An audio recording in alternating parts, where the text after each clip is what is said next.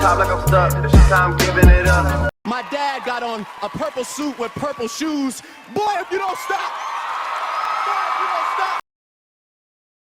Hello everybody, welcome back to the podcast. Today we're going to do what is probably my favourite topic. I've been trying to plan this for months. We're doing pop culture. I've got Awais with me. Hi. So those of you who don't know, Awais, me and Awais go way back. Like we met in high school. Yeah. Still here, 14 years later?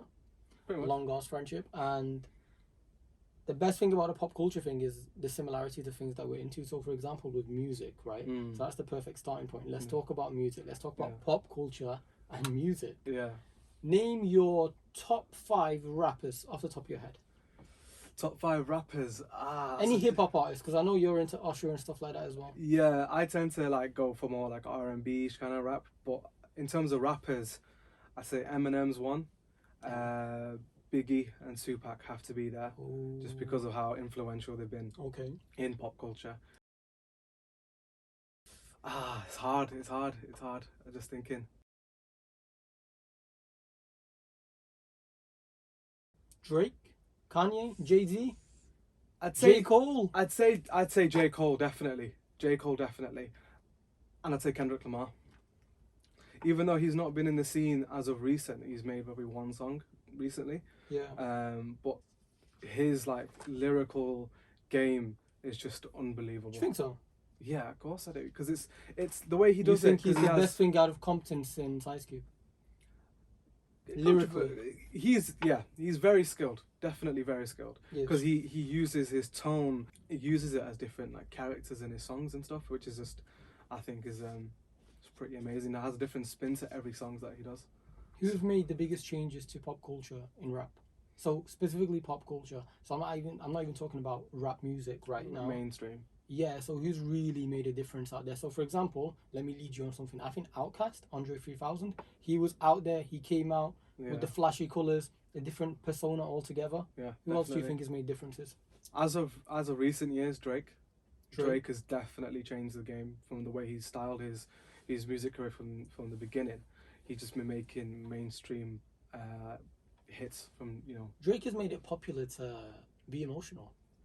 He definitely has. He really has. But it's a bit of a weird one when you make that comparison of emotionalness in his songs from like the way Drake does it, where he's a bit really in his feels, whereas you have someone like J. Cole. So like okay, they have different types of emotions. I get you. J. Cole kind of goes deep, and you can. It's like with J. Cole and Kendrick, they can sing for the whole culture. They can vibe with a whole generation of people because they'll talk about a struggle. Yeah, but whereas Drake is very much, I fell in love, and I got hurt. And now we're singing Marvin's Room on my way to my ex's house. He's all about his feels, but whereas J. Cole's more about, he's a storyteller. So he art of storytelling. He goes through the story of it, and he talks and touches on emotion, but it's not the same level as, you know, cups of the rose, bitches on my own phone. I should call one and go home. Yeah, that kind of stuff. I've been in this club too. That's when you really want to just the woman that I would try. Sit in the shower on the floor, just like thinking about. Bryson Tiller gets you like that as well. What's that song? Exchange. Exchange. It goes, I'm coming back for good, so let him know it's mine. Yeah. Already got a man, it's what you tell him every time. Yeah, that's a tune. That's such a tune. Do you remember Find Your Lovin'? Yes. More than just that was a banger. I used to sing that all the time. Refuse to be forgotten. I took a chance on my own. This won't be a karaoke session, but I will make him sing. This will not be a karaoke session. I better find your loving. I better find your. I even sound good. I mean, some people might already be like, "Oh, this guy is singing." Right. I tell you what. Something that someone we didn't mention in terms of overall change to pop culture, I think has to be Tupac. Oh yeah. Because he called himself like a hood poet, innit? Yeah. And he had songs like Changes. Wake up in the morning and I ask myself, is life worth living, or should I bless myself?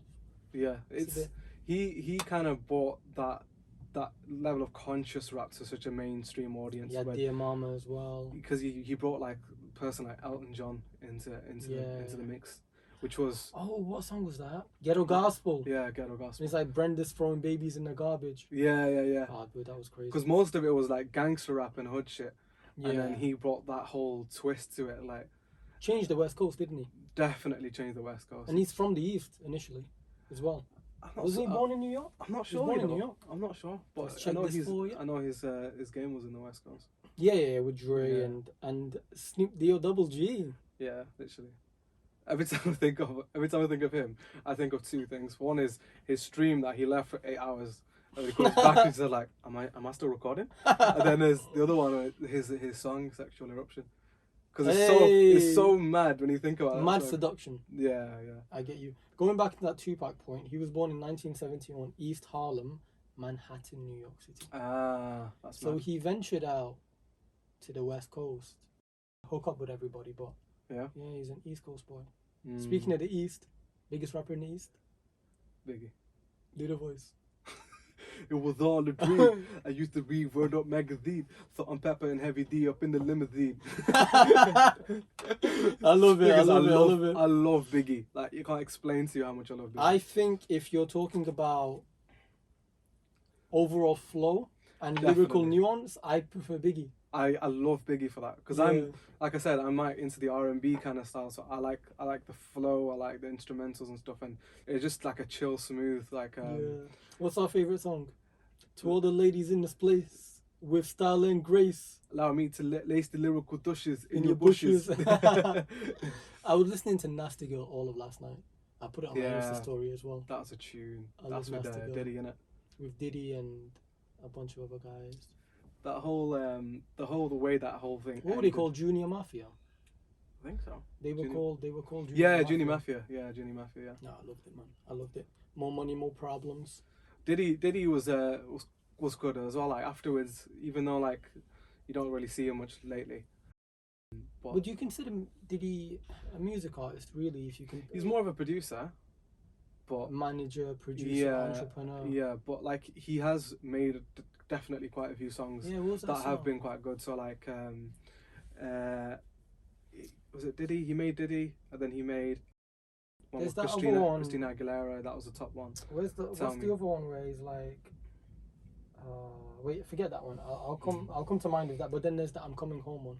Yeah, I'm yeah. coming Well, he kind of formed that with those two other girls that have just disappeared. Didn't he marry? Did he them? Dirty Money? Wait, didn't he marry? This is news to Who me. was that really attractive? Cassie. Cassie. No, so it was weird. I don't know what the situation was. That is because they were together for years, Yeah. and then she left him, and then she's got married and has got a kid with someone else. Doesn't have a kid with him. No. They separated. They separated a while ago. Yeah, they separated a few years ago. But she was top. Me and You was like a tune back in the day. Oh, that was one of the songs back in high school when we were growing up. Me and you were singing a lot of things in high school. Yeah. What were you singing in high school mostly? You were singing a Millie. A Millie. Wayne, because Wayne was big when I was in high school. I remember Carter 4 came out when I was in year 11. Carter 3 was out a few years before that. Yeah. And everyone was bumping Wayne. Lollipop, songs like that were around that time. That is the one. That was the one. I don't want to get too explicit. Bedrock. Remember Bedrock with Drake and Yeah, all Young them? That Money. was like that whole mashup song. Yeah. That was like, was it Drake, Lloyd, Lil Wayne? It had Nicki in it. What was that? I can make your bed right. It was like, I can make your bed right, girl. I hate to see her leave, but I love to watch her go. Yeah, that's a tune. That's an absolute banger. Oh wait, so if I asked you to rap a song right now, what would you rap? Chicago freestyle. Go for it. I do Giveon's verse. Go 'cause on, it's go on, like, go on, go on, go on, go on. 2:30, baby, won't you meet me by the bean? Too early, baby, later you can show me things. You know what it is whenever I visit. Windy City. You blow me kisses, oh. 30 degrees, way too cold, so hold me tight. Will I see you at the show show tonight? When I see you at the show tonight. Does that mean I have to come back with Yeah. Drake? Go on. Hey, truck to the plane, to the truck. Truck to the hotel lobby. Me, I go through underground garage. But I do know one thing though. Women, they come, they go. That's a Saturday through Sunday, Eminem Monday. lyric. Yeah, it was. What's that song? I don't know what the song was, but that was pretty much Where he almost goes, word for word. bitches, they come, they go. Saturday through Sunday, Monday through Sunday, yo. Yeah, he pretty much Maybe much I'll rips love that. you one day. Maybe we'll someday someday grow. grow. Till then, I'll sit my drunk ass On this runway, on this one. That's the one. That's the one. Yeah. So He did rip music that. has definitely changed things for all of us. Like, I'd say at the moment, music these days is very sampled. So a lot of them are from older tracks, and they sample it and remix it in such a way. Obviously, sometimes people can't tell. Yeah, people can't tell. Mm. So like you have songs that have been originally made, like Middle Child, where I think a T Minus did that one, and that was done like by him. Whereas you have other ones that are sampled. I'm just thinking which song that's sampled now, because there's a one by Kanye West that I can think of, but I can't remember the name of it. That was sampled. Yeah, that was sampled. There's a guy on TikTok that I've seen. I think he's DJ Habib or something like that, and he shows like all the songs that have been sampled. Yeah, sampling is a big thing. People sample Biggie a lot. People sample Outkast a lot. Even there's a J. Cole song, the one he says "Let Nas Down." I think the actual beat is directly from an Outkast song. I think so. Yeah. I think so. Yeah. But then he did that other one. I think it was Immortals or something like that. Oh, when the neighbors think I'm selling dope. That was his song. That was in the previous album. That was actually reversed and slowed down. That was such a mad. I didn't know that until I saw it. J. Cole's got talent, and you can tell he's always in that studio. Guy just grows his hair out, grows his beard out. That's the thing. He went from his view before of like he had like chains on. He was all about the look at the time.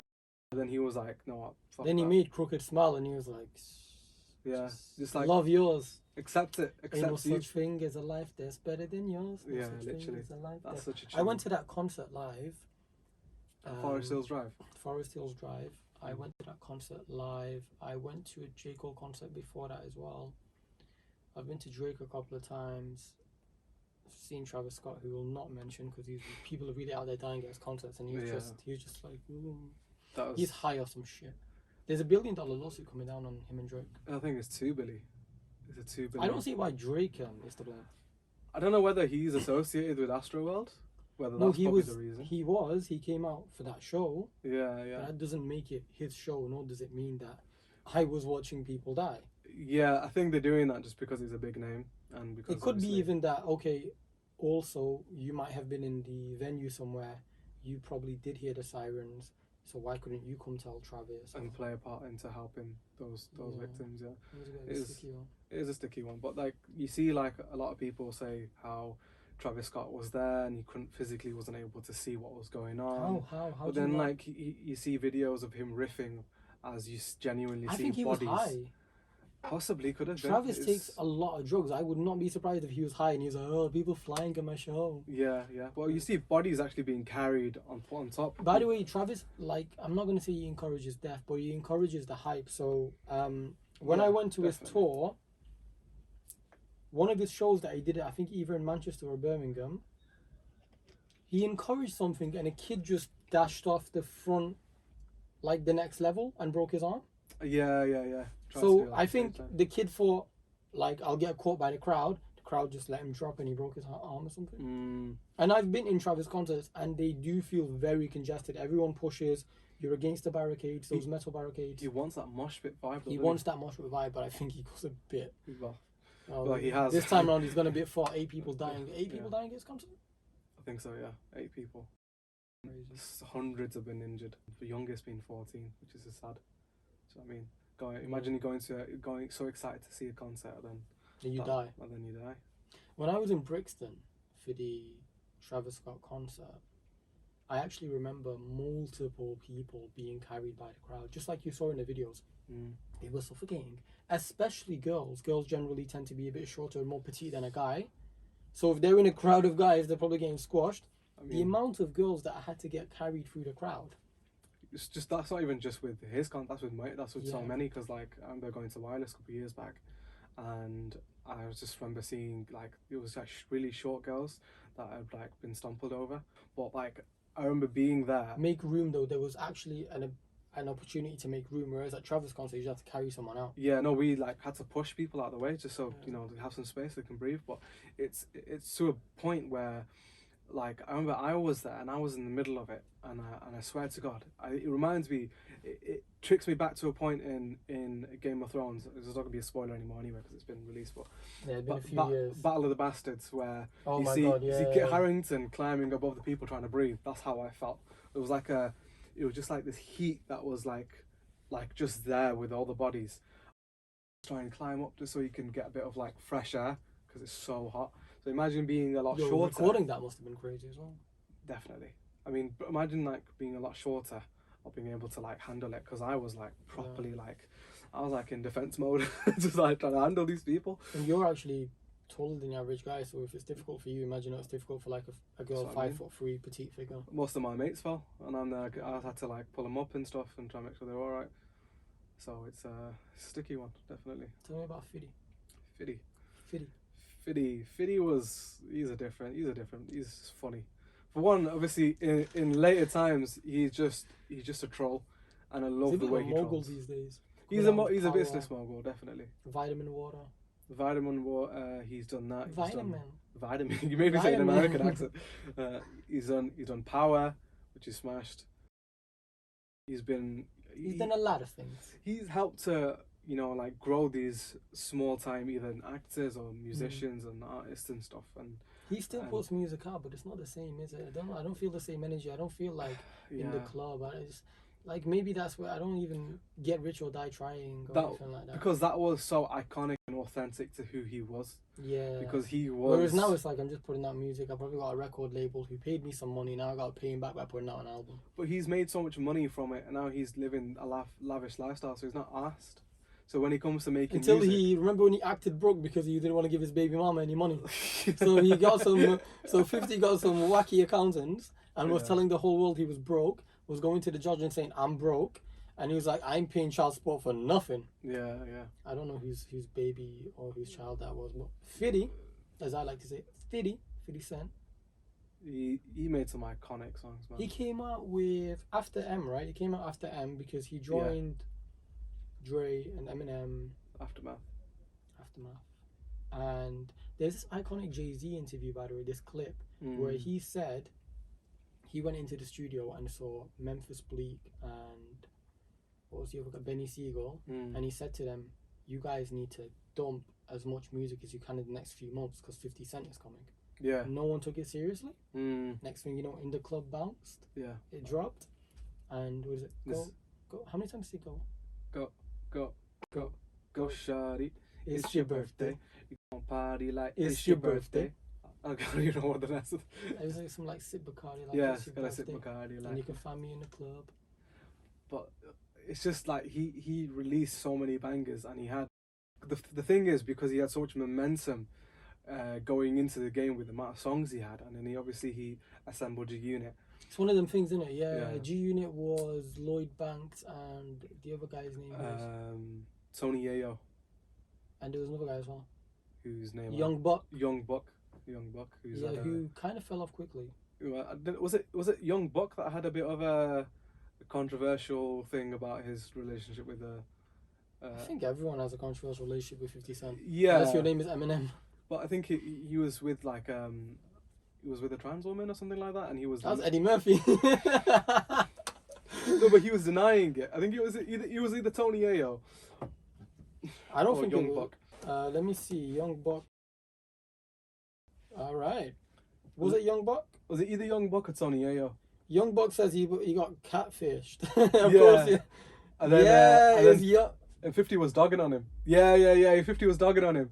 It was funny. But the thing is, right, you know that's a man. I guess that's the point, innit? I mean, it's obviously your perception. Like, is he trying to say, I, as a rapper, got catfished into going out with somebody that I thought was a female? Or is he denying it and saying, look, man, I just like men who wear makeup, who have long hair. No, but he was saying, fake weaves. He was saying that, like, I don't know if she was trans. And obviously, like, I'm not. You don't know he was trans. Yes, you did. But then he's saying, I'm not gay, I'm not this, one thing distinctive. Obviously we live in a very liberal society and everyone's out there and whatnot. But my point is, the distinctive things that give away a trans woman, so to speak, is the more masculine jawline, Adam's apple. It all varies, I guess. It depends on the person, because it depends on how early they do their transition. Because if you do it after puberty, obviously there's more male characteristics. Could you do it before puberty? Because that's a big decision to make at such a young age. You can do. I've seen people who've had that done early. Because if you do it more earlier before or even early stages of puberty, you're then more able to produce more feminine babies. But able to produce feminine qualities. So you don't crack your voice. I think you're able to actually produce breast tissue. So there's that as well. So it's all different. Right then, you know what I'm gonna swiftly, because it's about pop culture, and these topics are great, and if you guys want to put them in the comments, but today is all about pop culture. Your favorite female artists? No, wait, not Doja yet. We'll get into Doja. He's trying to get me I'm there. probing. I know. Let's start with Nicki though. We both love Nicki. I love Nicki. I do like Nicki. I like Nicki. And I certainly didn't listen to Super Bass for the lyrics. Just saying. It's true. Did anyone? Yeah. Can't you hear that? Yeah, I'm gonna leave you to that one, because that song wasn't for me. But Boy, you got my heartbeat. there's a song that I really liked of hers that had Drake and Chris Brown in it. Only, and I love that song. It's like, I never fucked Wayne, never fucked Drake. All my life, man. Fuck's sake.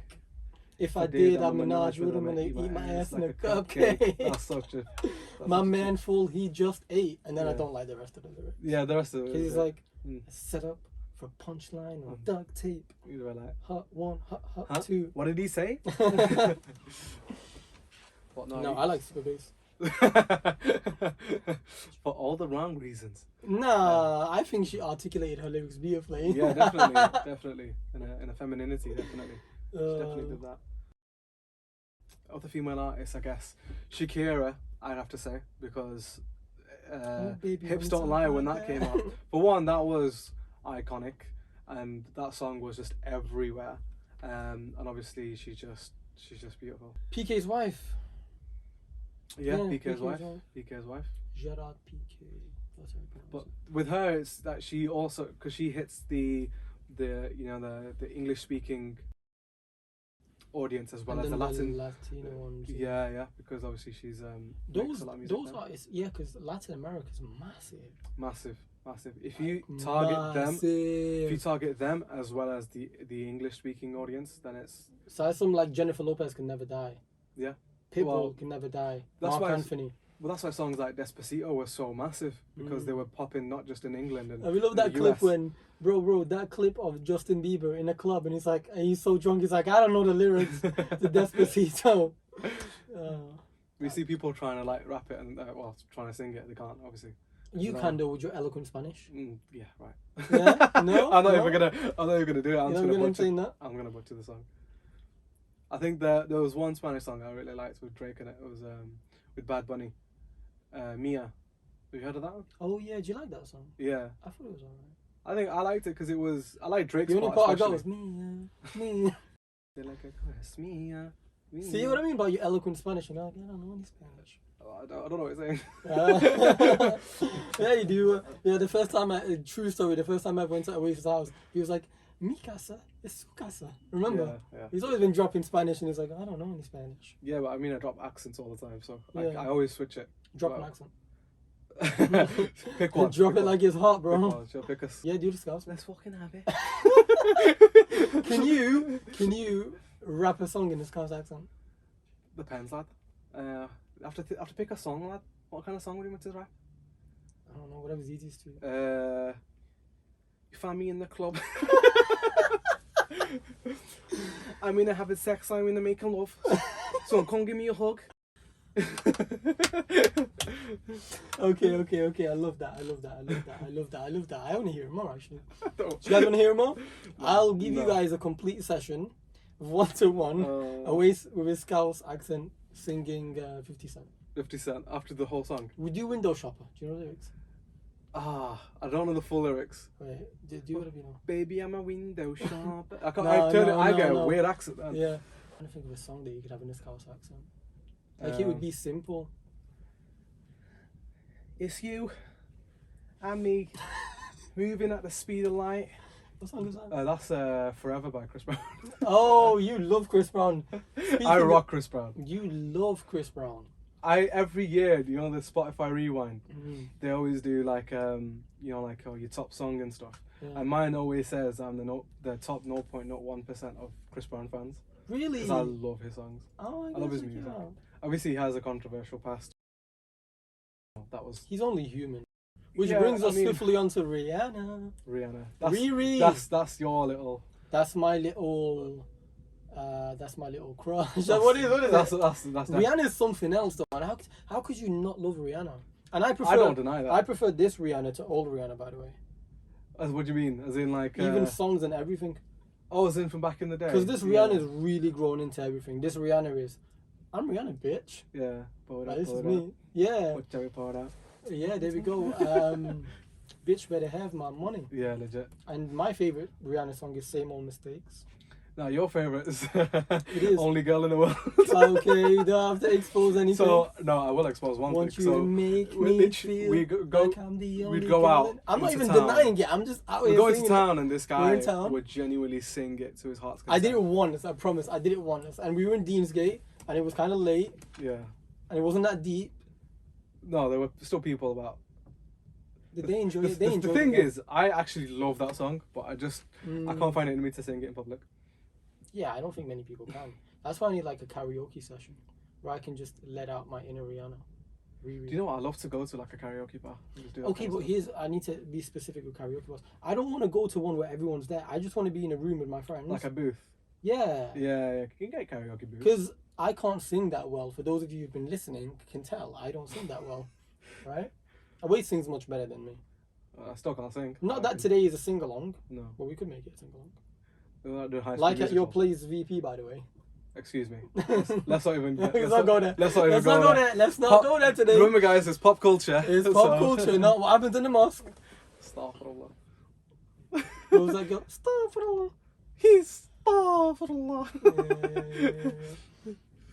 Yeah, can't be doing Do you that. want to stick on Rihanna? Or should we go to your girl Doja Cat? You can do both. Doja Cat is...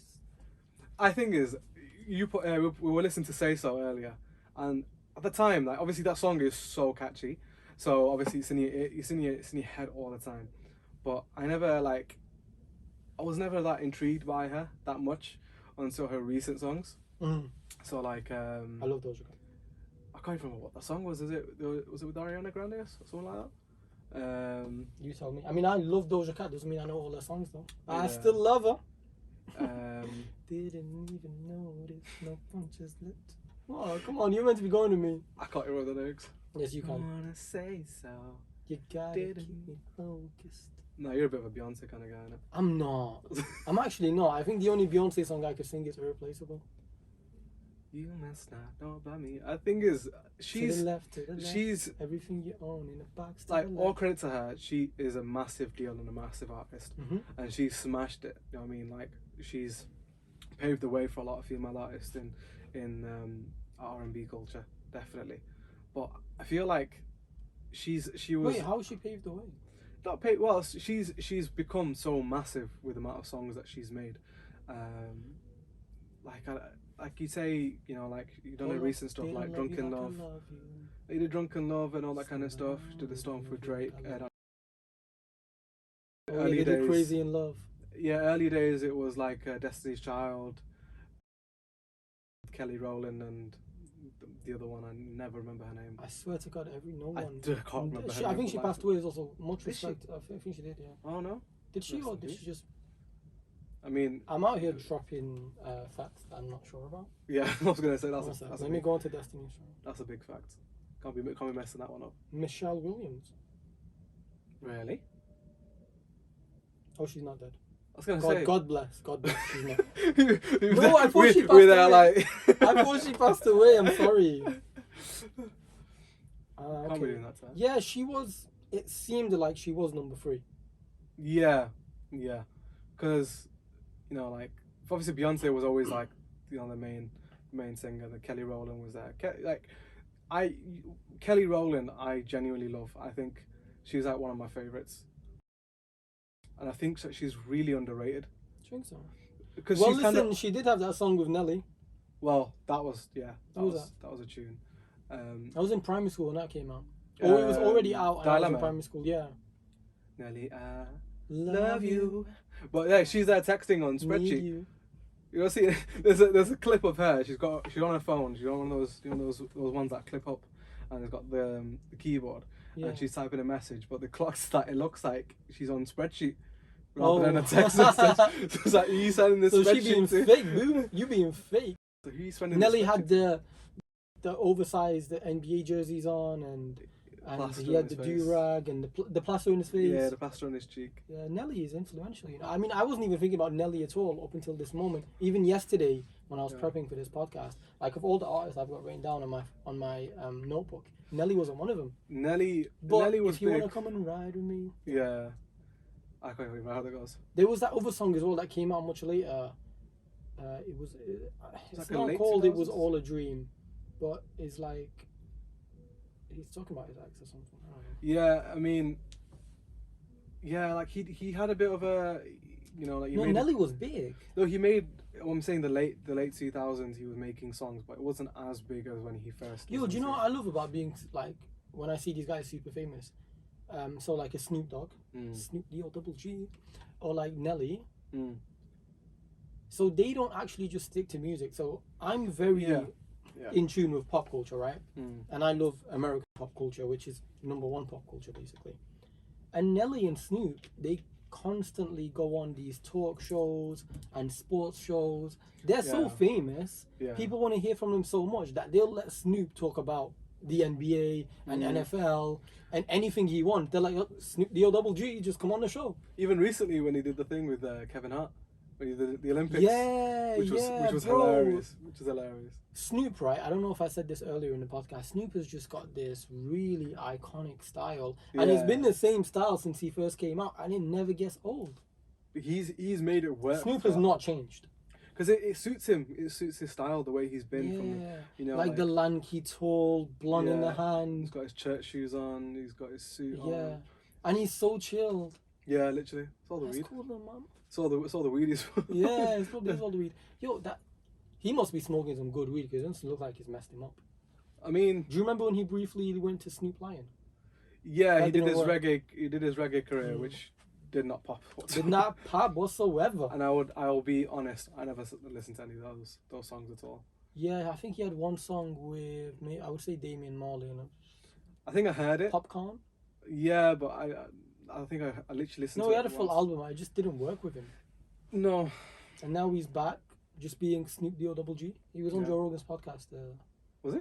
Yeah, like a week ago or something, a few days ago. And he's talking about everything. Talking about Biggie, talking about Pac, talking about Dre.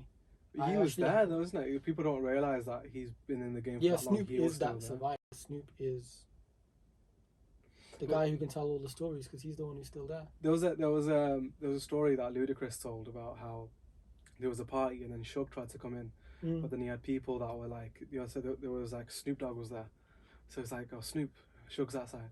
It's like, oh word. It's like, he's not coming in, is he? And he goes, no. Suge not coming in? And he goes, no. And he goes, well, all right then. And then he was there with like 4 different women just doing his old groove, just chilling. Which brings me to, what's that song that PIMP with 50 and there's a Snoop Dogg version? I don't know what you heard about me. I've not heard. But a bitch can't get $1 out of me. I don't heard the Snoop version. It's just a remix. It's just a remix. It's a PIMP was a 50 Cent song. Yeah, no, I know that, but I don't remember or recall a Snoop version of it. But he made some like iconic songs though. It's definitely a part of something. Like thinking about with Snoop Dogg, you can think about Pharrell Williams as well, because how Pharrell Williams like Beautiful. I will not even try and sing that because I can't reach those heights, the high notes that he does. He did that. He did one with Jay-Z, Frontin', which is a tune. He did a recent one, Freedom. Happy. That was. 'Cause I'm happy. I'm wrong if you feel like a room without a roof. 'Cause I'm happy. Clap along if you feel like happiness is the truth. That's good. I just looked up the Snoop song. I think he definitely did have a remix with Snoop Dogg. Yeah, 50 had a PIMP. Yeah. Well, then like those Asian remixes of Candy Shop, Burfi Shop and stuff like that. Take you to the Burfi Shop. Who's that guy, Punjab MC, who did the song with Jay-Z? Was it Punjabi MC? Yeah, it was I'm Punjabi sure MC. it was. I think that really got Bollywood popping to everybody in America. Yeah. Well, there was a lot of songs that had a Bollywood influence. So like, you think about Redman Reacts, because he did that, and then you have Timbaland and Magoo, Indian Flute. Timbaland also did that song with MIA. Yeah. Which one was it? It was called Come Over or something. I think so. Yeah. But I know that was a massive Indian. I had an Indian flex to it as well. It was like it was funny because both Timbaland and Magoo say something in Hindi. Timbaland, you can make out what he's saying. Yeah. Maine pyar kiya, which is obviously he's saying like I love you or something like I. And then he's saying Magoo. I have no idea what the hell he said. Like he said something in Hindi, and to this day, I have no idea what he tried to say. To this day. To this day. We'll get into Deontay Wilder and everybody else later because boxing influences pop culture, especially if you look at Muhammad Ali. But going back onto your point about Indians, bro, no, not like that. What do you mean, bro? Why are you laughing like that? Sorry. Bollywood is really out here making moves. Akon went to Bollywood for a while. Yeah, it's a big market. He did Chamak Chalo. That was in Shah Rukh Khan's movie. Yeah. It was when he be my Chamak Chalo. Who else? Jason Derulo. Jason Derulo with Probably Jalebi the Baby. best. Yeah. The best. That's popping at the moment, definitely. No, I think it's better than every collaboration between the English. One of the biggest mainstream ones, definitely, I have to say. Jalebi Baby. I just want to eat it. Jalebi Baby. That's such a tune. It's a tune. I love it's the a wedding video. man. I love Tasha. Tasha. Tasha. It's Tasha, isn't it? It's how you pronounce it. Kesha. No, Tasha. You know about? It's Tasha. What you talk about, Willis? Let me check. Yeah, I'll be embarrassed. Wait. Jason Derulo. Jalebi Baby. Is that his name? Or are you just saying it like a, like a white man? Tasha. Let's see. It's spelled Tesher. Dasher. Oh, okay, but you said Kesha. I thought you were talking about Kesha as a like. No. I was like, what? That's a No. weird I spell. said, so you pronounce it how? Dasher. Okay. That's just me being. So I Asian. pronounce it like a Caucasian. Tasha. Tasha. I was thinking like Tasha. Like I thought it was like Dasher. But it's not Tasha. Not Dasher. It's definitely not Kesha though, right? Yeah. Okay. Jalebi Baby gets Wait, that was blasted. That was like a recent wedding I went to. And I absolutely loved it. I was like proper jamming to it. I was like, I want to get to the dance floor right now. To be honest, you could say like a lot of the music and stuff has also been influenced by a lot of the TV shows that have been like popping from way back when. So you have like famous celebrities like Will Smith who've influenced like the music kind of scene. So like you have like Joyner Lucas and who made a song about Will. Or you have other songs where J. Cole's referenced Uncle Phil. First things first, rest in peace, Uncle Phil. Yeah. For real. And he's like, you're the only father that I ever knew. If I get a bitch, I'm gonna be a better version of you, something like that. Yeah. I've actually got that live. See, I don't know what we'll get in trouble for in terms of copyright, but I have certain things I have from shows. I don't know if I can play them. Yeah. I don't think I'd get in trouble if the video is literally mine. Do you know what I mean? I paid to go to a J. Cole concert, therefore I can play my video. I mean, it's your recording of it, so it should be fine. It's fine. I'm trying to find it. It was a hype and a half. Gene Aiko was at that concert. Do you remember? You love Gene Aiko. I love Gene Aiko. I love her music and I love her voice. I just love her energy. And they gotta eat their booty like groceries. There we go. You gotta get rid of these You guys hear this?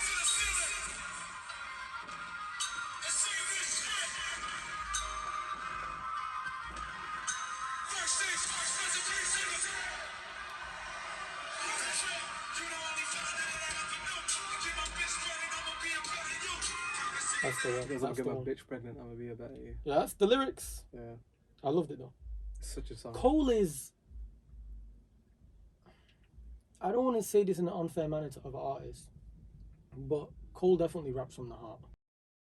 But in a very meaningful way that's good to everybody. So Love Yours, for example, or even Adolescence, where He has a message, yeah. it's an absolute story. So in that song, Adolescence, he talks about the friend that he wanted to be like, who was this cool drug dealer who got the girls, and he himself was a bit more of a regular studious kid that was going to go to colleges, they call it university.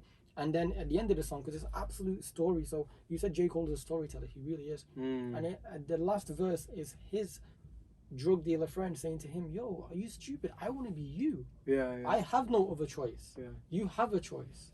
Yeah. It's iconic. It's iconic. It's incredible. Because you think, growing up, and you think, okay, these guys have like got easy money, they've got everything around There's no such them. thing as easy money. I mean, easy in sense of, like, it's quick money. The perception of it. Yeah, The perception of it. It's quick money because you can make money that quick rather than having to have your 9 to 5 and doing Get all that paid kind at the end of the and do month and stuff grind. like that. Yeah. Because you make you got products to sell. But another reason why sometimes a regular drug dealer, I'm not talking about some big cocaine moving guy, but a regular drug dealer looks like he has more of that fast money is because of all the cash that comes around, they kind of have to spend it. It's a bit difficult to just store 50k somewhere, or which can be done. Which put can be into a done. chain or But obviously, something. it's a money trail, isn't it? Yeah. Essentially, like if you've been caught with 50k, like, where'd you get? This Whereas, 50K like, from? if the money is just put into something, someone catches you. What's that money? So you see like things like what's that show, man?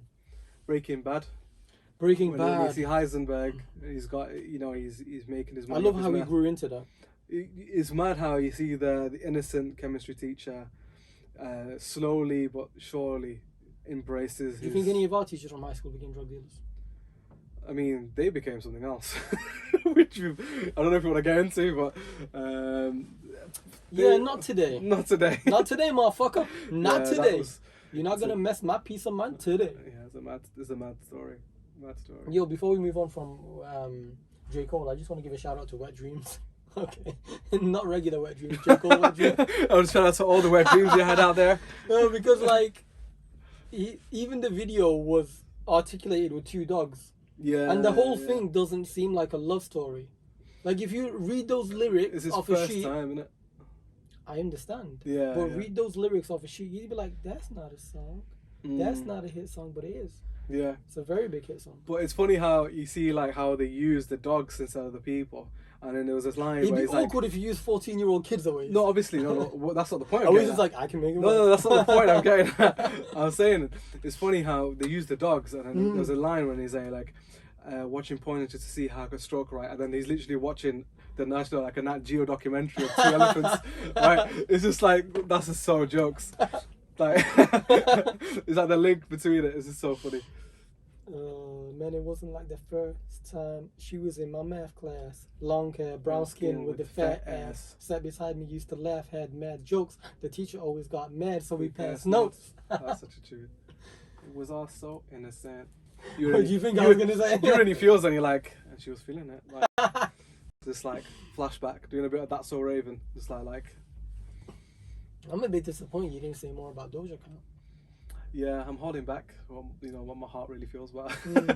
I think And Doja she Cat. is I love Doja gorgeous. Cat. I think she is genuinely beautiful, and I love her energy in her music.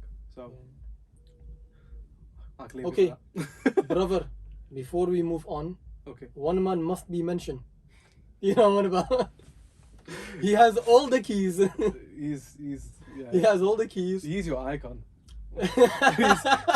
he's like your role model in my He's like in my country. Is it bakla bakla? DJ Khaled is such an annoying mood, but a mood nonetheless. Another one. Yeah, another one. Another Oh one. my god, what's that song with August Alsina and all the other guys? We're in the Hold video. You down, hold you down. Yeah, and in the video he's pretending to hump the girl. He's like, he's with. He's humping and he's saying things like, "You loyal, so you mad. smart." So he's there with one of those. He's with these girls and he's there like, give me Have a kiss. another one. He goes, give me a kiss. Another one. It's just like that's most uncomfortable. And then he's thing. like bringing up money stacks. And he's like, this for you, this for your He mama. goes, Take care of your family. buy your mama a house. You can buy your whole family houses. Nah, Let his me wife, hustle in the streets. his actual wife is Arabic. He'd be getting slapped if he did that. Thing is, you see, so on Instagram, you see like his whole life story with his son and like there has been Assad, and you see the times where like his missus just has enough of him. Yeah. It's like, stop playing, man, because it's like it's just too much. It's too much. But I'm pretty sure DJ Khaled found the only Arab thing in the industry and was like, I'm a wife. Yeah. I think. Let me just check this. Nicole Tuck. Wait, so actually, she's American. Why do I think she's Middle Eastern? Man like Khaled who's he's in a swimming pool and he's pouring Ciroc in his mouth whilst he's underwater. I will say one thing about DJ Khaled, he's still not here learning to swim. I don't know if he's just can't. He's just like a wet bag. That's like just mean, bro. It's just like, I feel bad to say Why that. did I think Nicole Tuck was Arab? I don't know. You probably just thought that. But talking about DJ Khaled, which reminds me of someone who you don't particularly like as much. Me not liking people. That's actually true. I don't like a lot of people. Tyler, the Creator. Oh, fuck out of here. I knew that would trigger. So there was a thing about how Tyler, Let's the move Creator on from music. got #1. No, okay, look. Do I dislike him as a person? I don't know him. That's not the point. But as an artist, it's just not my style. Yeah, not in the slightest. You don't rock with him. You don't rock with his style, and I get It's that. a nice way to put it. Yeah, I don't think I've ever listened to a Tyler Creator song. Like, actually, wait, there was the one he did with Jay-Z, which I didn't. Just not my style. Yeah. He's on one with Pusha T. Let me stick to Rihanna and Doja Cat and Drake. But his lyrics are a bit weird because he has like I don't know, they were quite literal lyrics, if you know what I mean. So there's nothing about like deep meaning behind it. He made a song with Pusha T and it was just like I'm a fucker like a triceratops and something like weird shit like that. And it's just like There's nothing literal about that. They're bloody skeletons. Well, yeah, but it's just like he's just like matter of fact kind of rapping more than anything else. Right. I mean, that might be controversial to some There's two people. things that have to come up before we move on. Go on. So we got Michael Jackson. Rest in peace to the greatest entertainer of all time. My favorite song with Michael Jackson is "Don't Stop Till You Get Enough." I think it kind of came through with Rush Hour as well. Like Chris Tucker. Yeah, Chris Tucker. Yeah. And man, because we're only here till 2 and it's basically 1:15, so we give a shout out to Michael Jackson, who I absolutely love. Let's see if we have time to come back to music. But Awais, do you believe you can fly? Not anymore. Do you believe you can touch the sky? Not anymore. Do you think about it every night and day? No, not anymore. Do you want to spread your wings and fly away? Oh my god. Is R. Kelly a dickhead? R. Kelly is is a paedophile. Let's just He's a paedophile? He's just He pisses on people? it reminds me of Dave Chappelle. He's like, haters wanna hate, lovers wanna love. Bloody hell, I that was don't loud. even want none of the above. I want to piss on you. That was obviously the whole thing that he had. Because the thing was, it was made into a joke. So I watched like the documentary of it like a couple months back, and I swear to God, I was like, I knew R. Kelly was bad, but I didn't know he was that bad. Like he had a whole like he had a mansion or something like that with rooms. And he had like the girls and The way he used to manipulate these girls, and you know the shit that was between like him and Aaliyah, and all that kind of stuff. Like it was weird because it was in your face that he was saying like all these songs like. So you had like Aaliyah's song "Age Is Nothing But a Number," which is weird because he was like in the scene when that was happening, and then like all these like hypersexual songs like "Bump and Grind," which I really loved until he was found. That song with Usher was really good. What was that song? Same Girl? Yeah, Same Girl.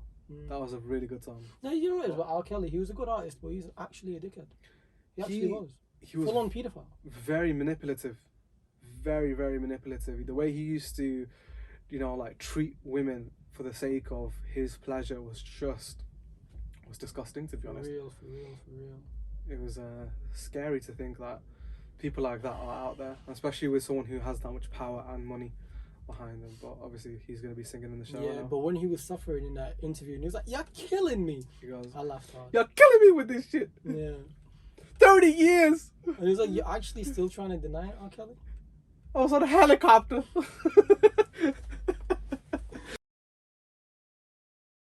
I'm another big disappointment is I sang that song at the beginning, right? Just now. For me, it's synonymous with Space Jam, one of my favorite movies. Yeah. Because at the beginning, when Mini Michael, the actor that's playing him, is shooting hoops, and that song is the intro to Space Jam. Yeah. But it's sad because even in primary school, growing up, in assembly, we would sing this song. Really? We were singing this song. You man sang normal songs. My primary school, this lovely lady, right? She had us singing songs from different countries and stuff. No, we were singing S Club 7. We were singing like R. Kelly. I go to his school. I wish I was singing Usher, man. But I was singing bloody choir music and shit like that. They're like, yeah, for all this real, kind of yo. stuff. Back when I could actually sing. Yeah, when his voice didn't crack. Yeah, I mean, my voice, I might not be able to sing with it, but I can record a good podcast with it. Fuck the haters. Fuck Awais, coming straight from Pirate Studios. Hey, shout out to Pirate Studios. Wagwan. Movies. Movies. I mean, we spent a lot of time on music. Good segue. I'm actually tempted, right? Because we talked about Space Jam. yeah. To book until 3 and just carry on this podcast. But for the moment, at least, we're here. So let's carry on the movies. Yeah. Influential movies. There's so many. I asked you for 5. The first thing rappers. that came Give me into 5 movies. First thing that came to my mind, which was two of them actually, by the same director, was Inception and The Dark Knight. I knew you were gonna go Christopher Nolan. Yeah. Christopher Nolan, his movies, I think, are incredible. They are. They're very grounded, but like even his recent one, like Tenet, was really good. But I think it had mixed reviews. I don't know if I was watching that. I was in the cinema with a certain person. I can't remember what happened. Carry on. I mean, it had mixed reviews because it was a very complex idea. It was all about like it's not gonna be a spoiler, but like time travel and moving forward and backwards and entropy, which is but they were also like soldiers, weren't they, going through time or something? Yeah. So the plot was essentially there was a person in the future who was able to change the way things were able to move, so able to move back in time rather than forwards in time. So you'd see like he would literally like there would be a gun there, and like he would just do that, and then the gun would go up. So it was like the gun was actually sent back in time. It was very like Tenet was complex as fuck. Very complex, but it was very interesting. Watching. Yeah, I mean, if you understand those kind of ideas, then it definitely worth a watch. But if it's something like Inception, which is also very like a bit of a mindfuckery. I still don't know how that ended. I mean, I think Christopher Nolan did reveal how it ended. Tell me. I think it was the fact that he was I think stuck in his own. Stuck in limbo. I think so. Yeah. Oh yeah, because in the interview, I think if I recall, he said that even in the movie, they said when they told him stop spinning, he's in reality. Yeah, but it kept spinning. But obviously, you just see just at the end it flickers. So you always think, is he or isn't he? You have to verify that one. I'm not 100% sure, but I think that was the case. You know, I don't know if you've seen this. Another really good Christopher Nolan movie is The Prestige. I haven't seen that one. It's brilliant. You should definitely watch it. Christian Bale and the other guy, Wolverine, Hugh Jackman. What? Saying that, you said Christopher Bale. Is that the right way? Is that the right name? No. Christian Bale. Christian Bale, not Christian Bale. Bale. Oh, I said Christopher. Yeah. Sorry, Christopher Nolan. American Psycho. Oh shit. Very obviously it's all about very horrific. Very horrific, but is diving into the mind of someone who's a psycho. So who's a little bit. Not someone who's schizophrenic, meaning that they hear voices and all that. That's delusions. more like Joker almost. Yeah. I'd say he's debatable. He's more in the line of American Psycho because he's a psycho, he's not psychotic. Right. He's it's weird to say it like so. When you think about schizophrenia and psychosis, you think about like voices, delusions, hearing things, seeing things. Whereas someone who's a psycho, someone who's devoid of emotion, or like isn't able to feel emotions the way other people do. So like for them, it's like they just do things for the sake of their own pleasure or whatever. So that's why, obviously, Sounds like R. Kelly. so that's why we have people like like was it Mansell, who's like serial killers who kill for the sake of killing because like they want to experience something. A good movie about that is Zodiac because it's based on a true story. Zodiac Killer. Yeah, and then there's is it Silence of the Lambs? Yeah, I don't know if Hannibal that. Lecter. Also, that's true as well. No, that's not true. But that was about the fictional character Hannibal Oh, Lecter. that was fictional because they've done a lot of real documentaries and movies on serial killers. Loads. Yeah. Well, they did like TV shows as well, like you have Mindhunter, where they go about the origins of serial killers themselves. Yo, I got a question, right? Because recently, the last few years, we have seen that serial killer documentaries have become a really big thing. Yeah. And you could almost say, in a sense, it's become a part of pop culture. Because if you go on Netflix right now, which has also changed pop culture, your top shows, some of them will be those type of psychotic shows, which just makes me think, why are they so interested? I mean, it could be like a mixture of different things. So it's like like the looking into the occult or like morbid curiosity. So like how people would love to watch horror movies and gruesome stuff because there's morbid curiosity. They want to see what happens. Like dismemberment and all that kind of mad stuff. That's so bullshit. It's which is crazy in and of itself. But it's like it's gruesome, but you're interested. Like there's something about you that wants to be like, I want to know what goes on. So like. It's that overconscious state of yours that you trap in your subconscious. Yeah, I guess. Because none of us casually walk around thinking about murders. However, every once in a while there's a curiosity. Like, how do these people go from possibly being normal people or whatever, or have this kind of like train of thought to do that kind of thing, which is crazy. Like you just think like, how can someone be so pushed or have such a like deranged mindset that you'd think that murdering is acceptable? So many murders are acceptable. Yeah. Well, they do it when they go crazy, but and they almost do it smiling. Yeah, but like it's ironic because I was watching something about like it was a psychiatrist who was looking into these kind of movies, and it's like how these people who are like psychos, who do these kind of things, what they do is they will murder these victims, and they will spend time with those bodies. Fuck off. So they're like, there was a show that was on time with the dead body, so they would talk to the dead bodies, or they were like, there was a TV show on BBC which I cannot remember. I think it was like The Fallen or something like that. It was about the serial killer who would kill women. He'll have a really weird sexual fantasy of he'll kill women, then he will bathe them, wash them, and he will clothe them, or he will leave them and he will pose them in a weird position and photograph them, and this is how you'd get off. So he would actually be sexually aroused by this kind of thing. So that's what he'd used to do. So like you think how mad that thing is, like to be like, how would you discover that you're into that kind of thing? Mess, isn't it? Proper like mess. you said, how do you how do you discover that? Do you know what I mean? How do you discover that? Oh, bro, there's one thing to. The weird thing was, I was watching this and I was like really interested, but it was at the same time, it was messing my mind. It's scary. It was messing my mind because I was thinking. It goes beyond murder. Well, yeah, it's the way these people view murder is weird, so they find it acceptable somehow. That body must go so stiff and cold. How do you find it within yourself to bathe it and then? Well, the whole it's weird. It's weird. Right, moving on. Moving swiftly on. Moving on, indeed. Wow. I don't know what to move on to. that was a very deep convo, very deep story segment. That definitely. Okay, I'm gonna partly stick to Christopher Nolan, and actually, you know what? Let's just an actor that Christopher Nolan uses a lot is Leonardo DiCaprio, and this man has been in Titanic, in Inception, in was it The Reverend? The Reverend, yeah.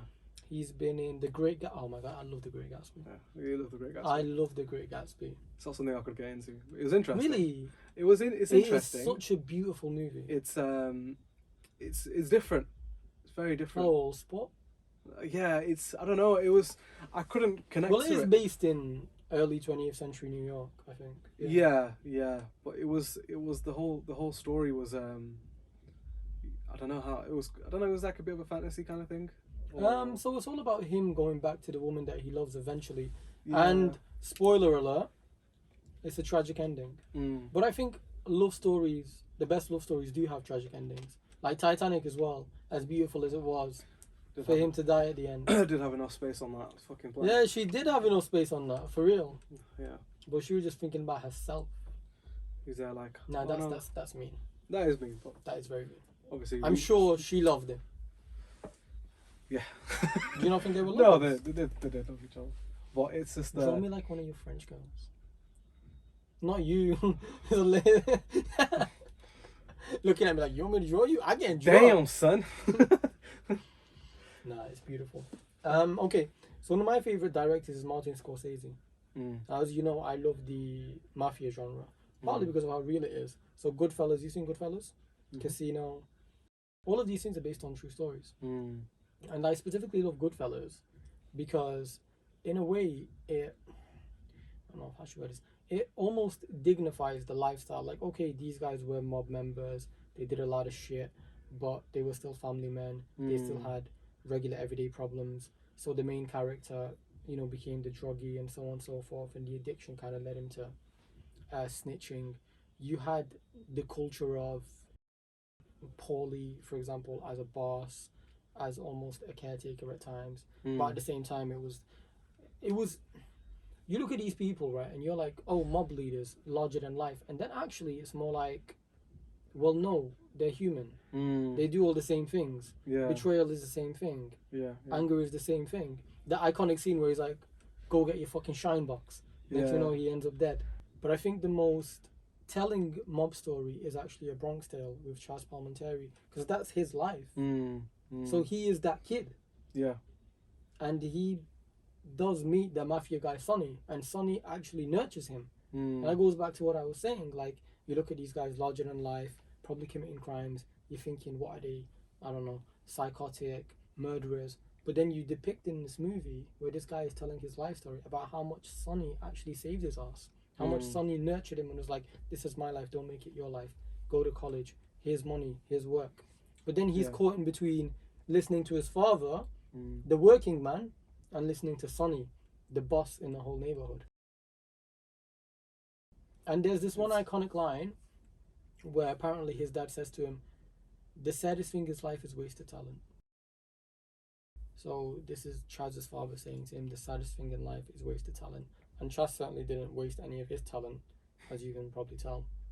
And there's another one where as a kid, while Chaz is getting involved with the mob guys, Sonny, he goes home with a lot of money and he says to his father, the working man is a sucker, right?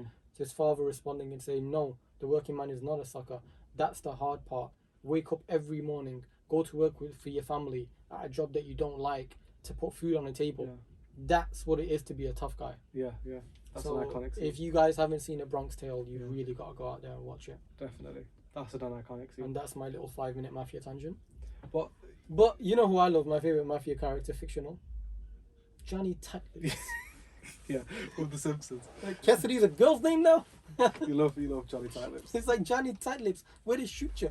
I ain't saying nothing. What would I tell a doctor? Tell him to suck a lemon. It's like the best thing ever. You just love him because it's just funny. But yo, Johnny Tightlips, I absolutely love Johnny Tightlips. And there's Fat Tony.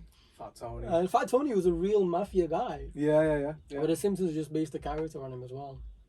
His voice is so it's so on point the way he does it. It's just like so like sleazy smooth. Yeah. It's like, oh, we're going to kill you now. Speaking of that part of Italian aspects of culture, and just Italians in general, they've brought a lot to pop culture through their influence in America. So we're talking about movies. The Italian Americans were heavily based within Hollywood at its inception. So one of the most iconic mid-stage of Hollywood would have been 60s, 50s, 70s. You had the Godfather trilogy. Yeah. Don Corleone.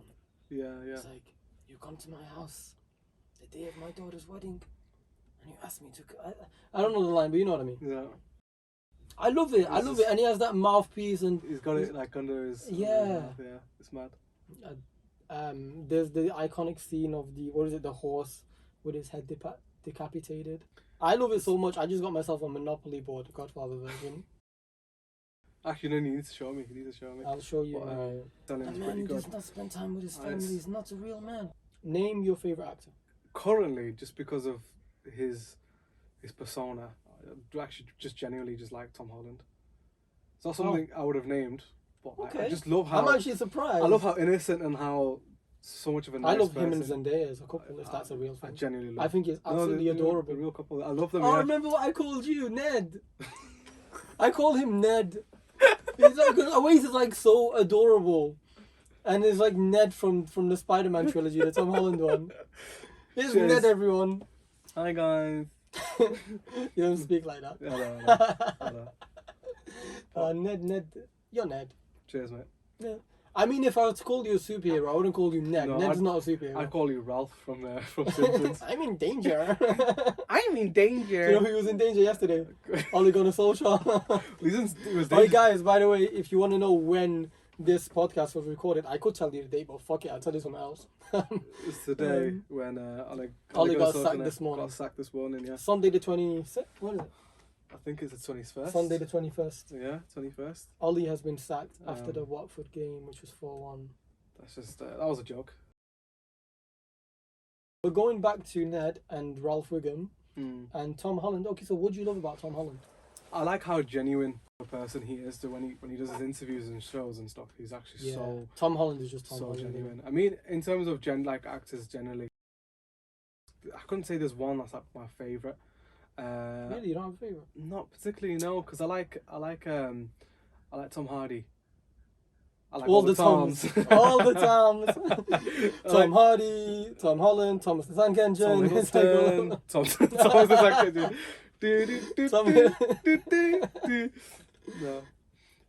No, Tom is just Hardy. a very common name, isn't it? Yeah. If you want your son to grow up to be a good actor, name him Tom. Same Tom, yeah. And if you want... Later. You first. Later. Better. Snickers. Get some nuts.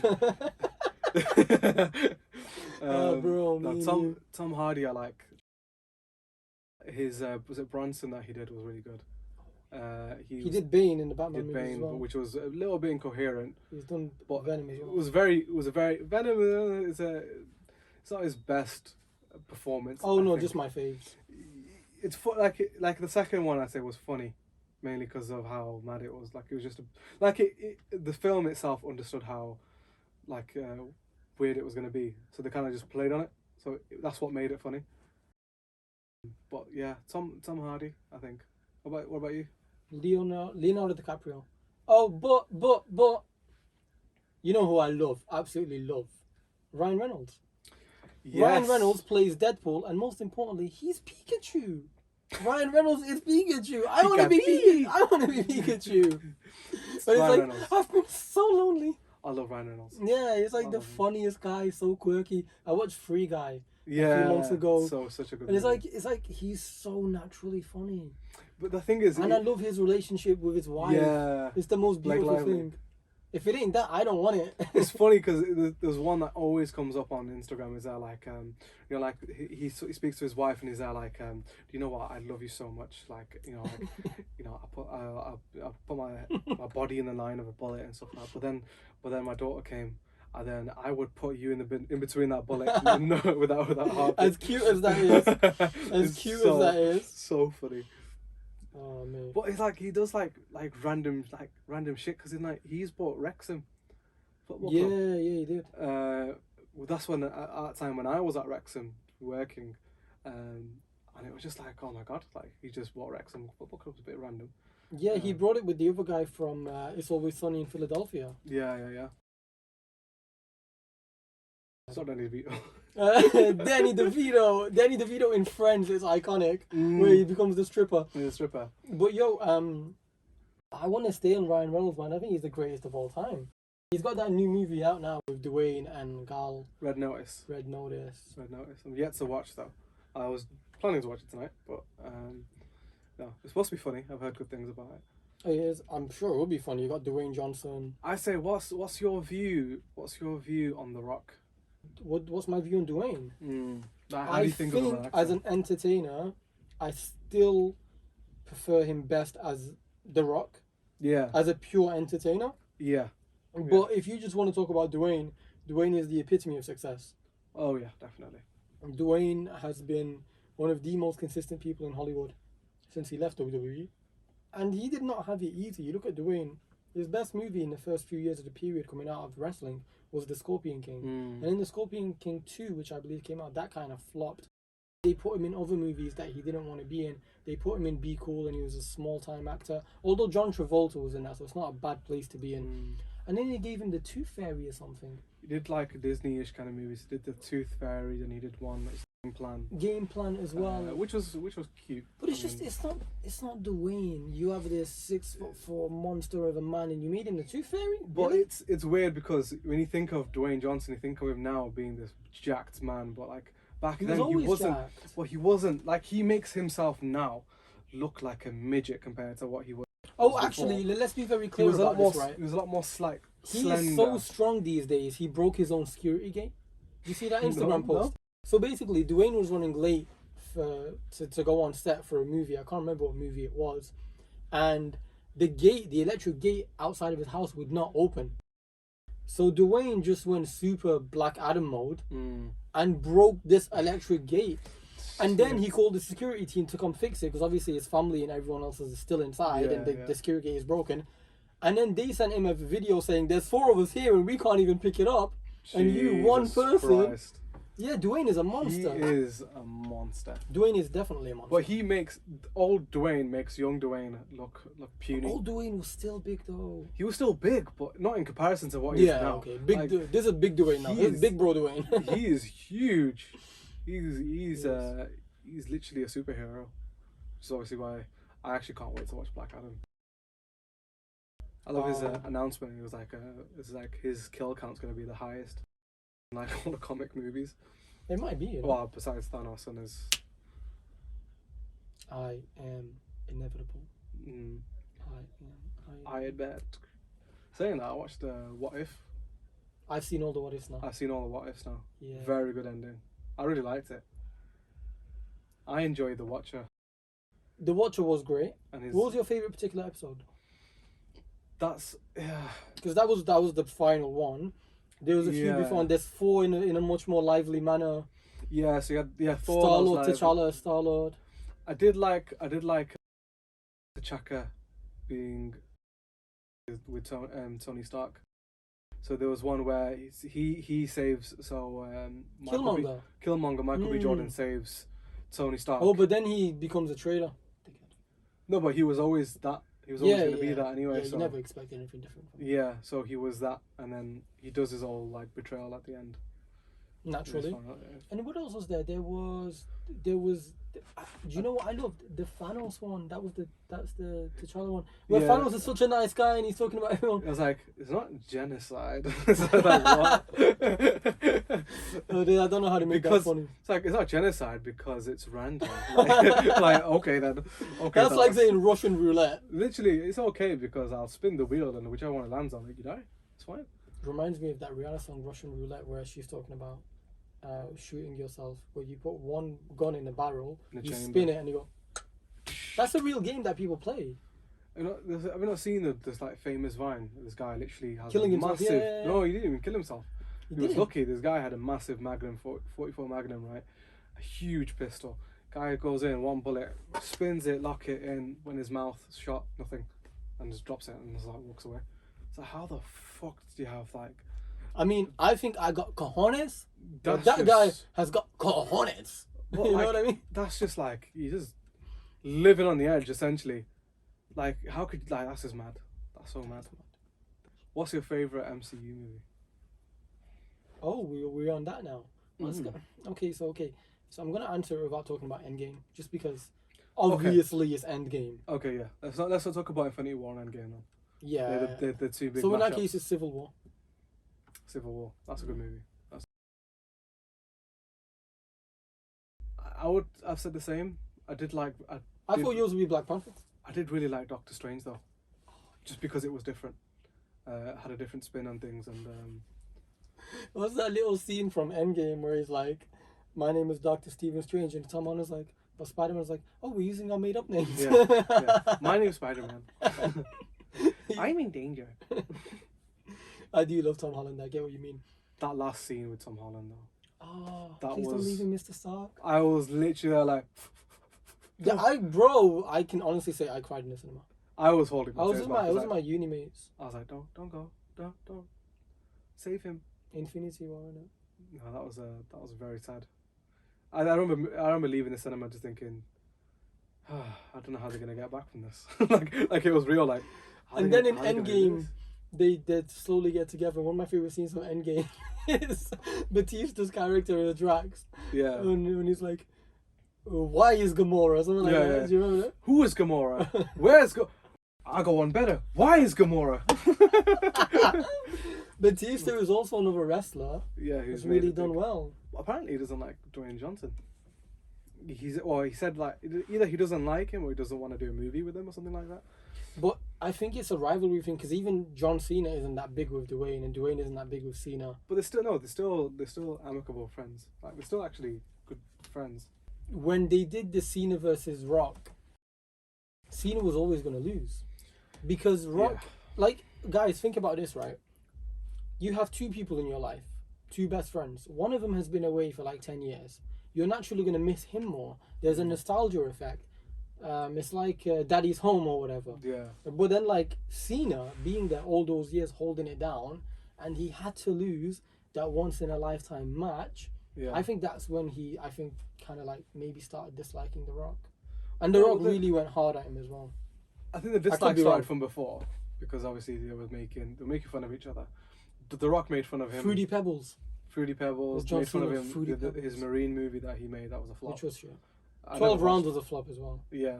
But most WWE movies are a flop. If I'm no disrespect, they do tend. They don't really. Or like they don't perform as well as. Yeah, they're not really blockbusters or box office hits. You're gonna blockbuster. That's fucking gone, isn't it? Since we try to. I said, I used from growing up. That's when Lazo knew he's in danger. That's when he knew he fucked up. Yeah. Okay, we're back. We had a little interlude there. Basically, guys, what we did is we're enjoying this podcast so much. I just booked another hour in the studio. Yep. So that means we've booked 4 hours today. Yep. This is going to be our longest podcast, guaranteed. And even then, we couldn't fill everything that is pop culture. So just go back to where we left it on just now. We were talking about Cena versus Rock in WWE. And how I was saying, look, Cena kind of got done dirty. But then someone has to win, someone has to lose. They couldn't have had a draw after the whole hype. Yeah, but it was hyped as once in a lifetime just for them to do it again next year. Turn into twice in a lifetime. I think it was a bit stupid. But it was nice the fact that but Cena had to win. He had to win because it wasn't right that you can't put one up on someone like that. Someone he was like, as soon as The Rock left, John Cena kind of filled the boots. Not straight 100%. Away, but like, he was the figurehead of WWE for the longest time. Yeah, definitely him, Batista, Randy Orton, but especially Cena. Undertaker's always been a staple. Undertaker's just an OG. Undertaker is like the greatest. He's an OG. If you had so they always do this thing on American TV shows, American sports shows. They say who is your Mount Rushmore? Mount Rushmore is the 4 faces, right? Mount Rushmore of WWE. I have to put in The Rock because of course number 1. Growing up, I loved The Rock like no tomorrow. I'd say The Rock, Stone Cold Steve Austin, Undertaker has to be there. Oh yeah, of course. But the 4th one's a hard one because I like so many to choose from. Because I'm in 2 minds about Bret the Hitman Hart or Shawn Michaels. Because for me, both of them. I'd take Shawn. I take Shawn only because I grew up with Shawn, watching him. Whereas Bret Hart kind of left by that point. Yeah, he was already gone, kind of thing. Bret got but yeah, I love that so much. And Bret, yeah, sexy. Or Shawn? I got the looks. Shawn Michaels. Okay, so you, Shawn Michaels, Undertaker, The Rock, and Stone Cold Steve Austin. Yeah. What about you? I'm gonna take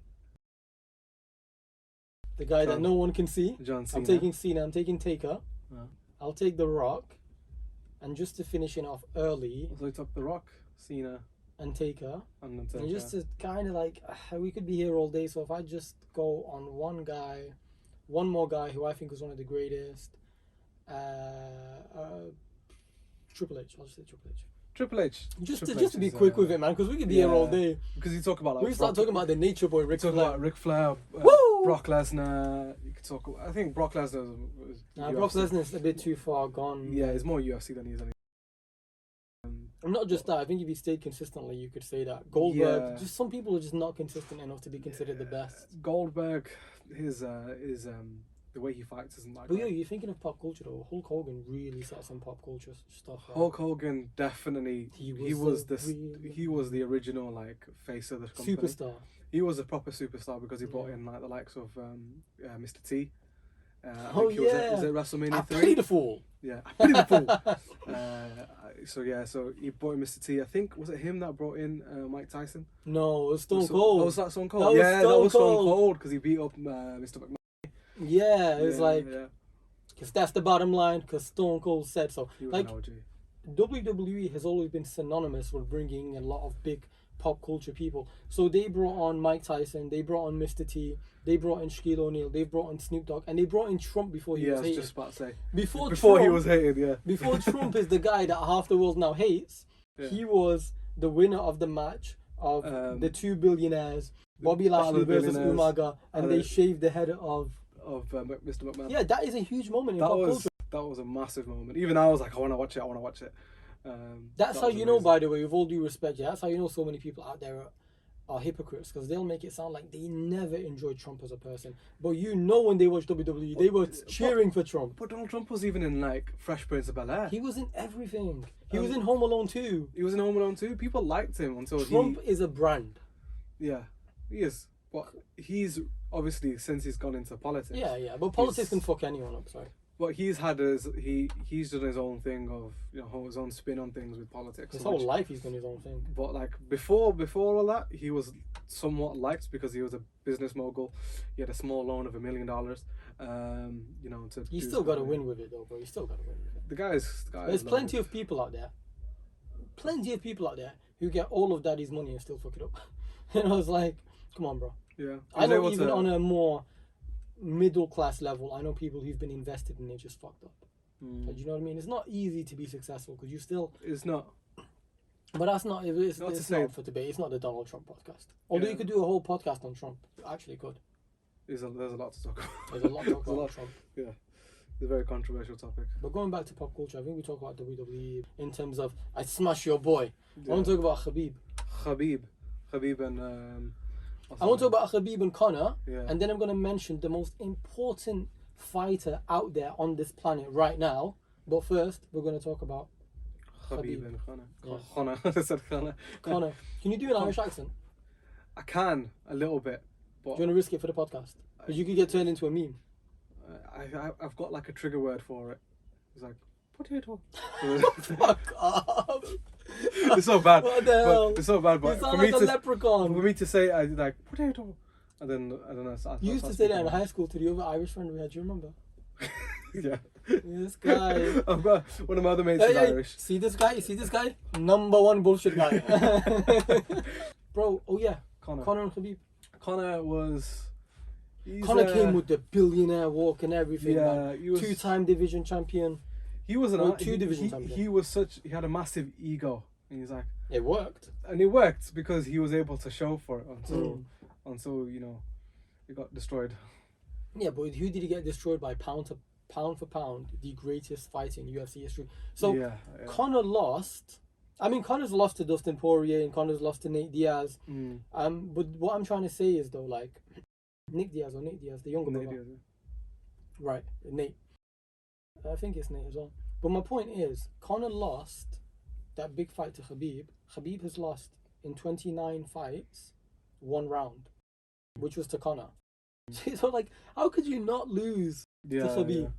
Yeah, Khabib is There's certain people you can't beat. It's like, oh, I'm a better footballer than Messi. No, you're not. You're just he's not. He's different gravy because he had such a style. He would get you on the ground, and that was his element. As soon as he's on the ground, you were drowning. That's it. That's it. He goes, I can't breathe. That's it. You're just stuck. There's the iconic fight where Khabib goes to the guy he's beating. He's like, please, give up. I deserve this. I deserve because Khabib talks during the match, isn't it? Well, he's just so funny though.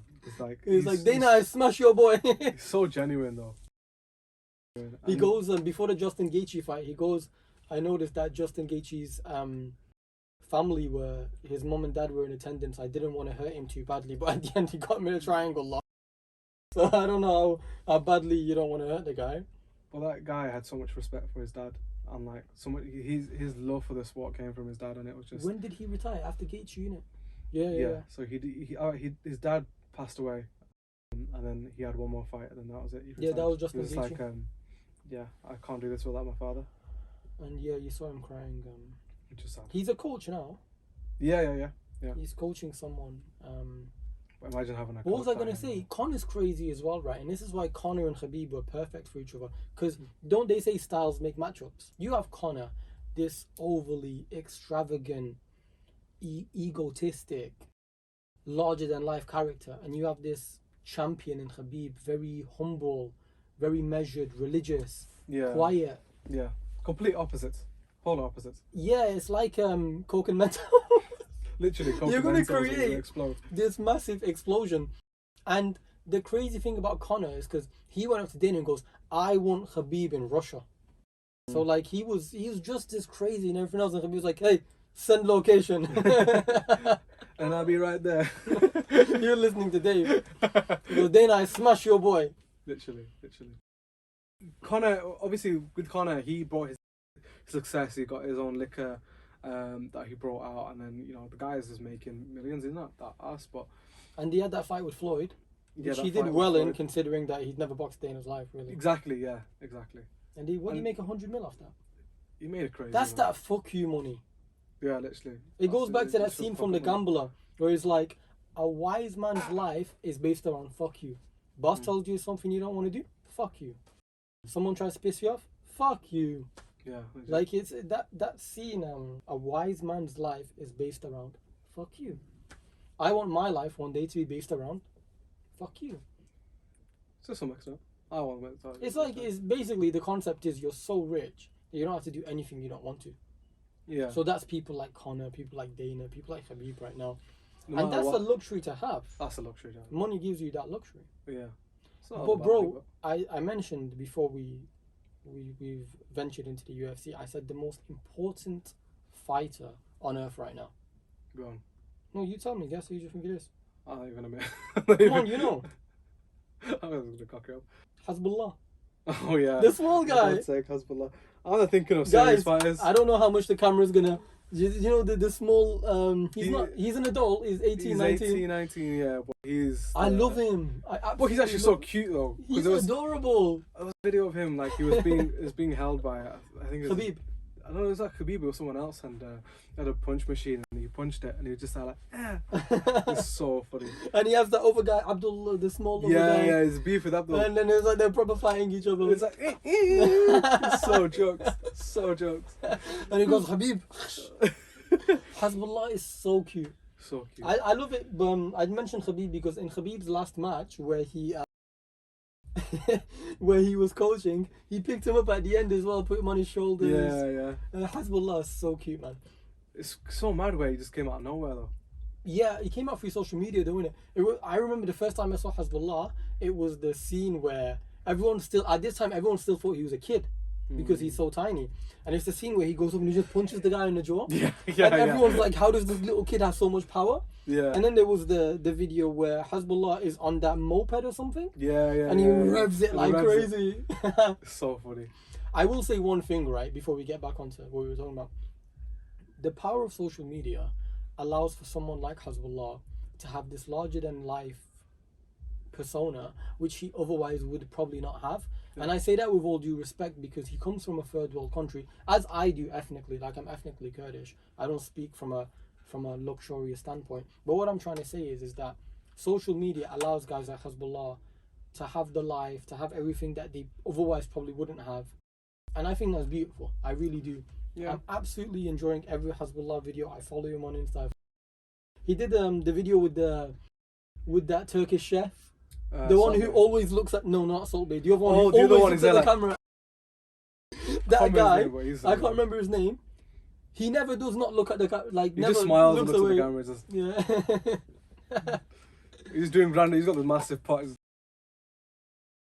And he's got one of Hezbollah where they're both making dolma yapraq, Yeah. and Hezbollah's got a small little tiny pot, and he flips it. Cute. It's adorable. Okay, bro, we've talked about Hezbollah, the UFC, WWE, movies, music, Michael Jackson. Yeah. So let's talk about comedians, right? Because I think comedians have an influence on pop culture as well. Comedians have a license to be honest through comedy that regular people do not. Yeah. Now, it's debatable because Dave Chappelle gets in trouble for a lot of things, but I Mm. also do understand he's your favorite comedian, right? Yeah. Yeah. Tell us about Dave. I Like, you think always like Dave SNL Dave before Walking Away from 50 Million Dave, or Dave now, his Chappelle show was iconic. the Chappelle show. So obviously his skit show, the skits that he did. So he did like, what was it, the race draft, which was it was just talking about, you know, like it was just comedy, but it was what comedy does, and especially just the form of stand-up comedy as well. I think provides a different perspective into how people view society and pop culture in general. So how he discussed about, even like we talked about earlier, R. Kelly. So he did the song "Piss on You." Oh was my just- god! which was just Sing that for everybody. because haters wanna hate, lovers wanna love. I don't even want none of the above. I want to piss on you. Yes, I do. I really do. I piss on you. It's like I feel bad laughing. I really do. It's bad because it's obviously such a Do you horrific know what else thing that happened. Oh my god! Just a quick tangent, and you're gonna know what I mean by this. Do you know what else I feel like? Do you know Bobby Lee, where he's on the show? I know exactly what Where you're he's gonna on say. the show with Brendan Sharp, and he goes, I was molested. It was so sad because he was being so genuine, but Was like, he being genuine? Or was but it part of a joke? he came across like he wasn't. I don't know if what he tended to be very serious about it, but he has this kind of like, I think he intended to be funny. yeah, he had a very sarky kind of tone to it, and he's like, yeah, so you know, growing up, I was molested by this. What was it now? He was he disabled or something like that? Down syndrome. Oh, he had Down syndrome. Yeah, so he was disabled by this Down syndrome guy. And then he just started laughing. molested. Yeah, he was molested by this Down syndrome guy. He got, Brendan. and he just started cracking up, and he goes, "Wait, that's not funny."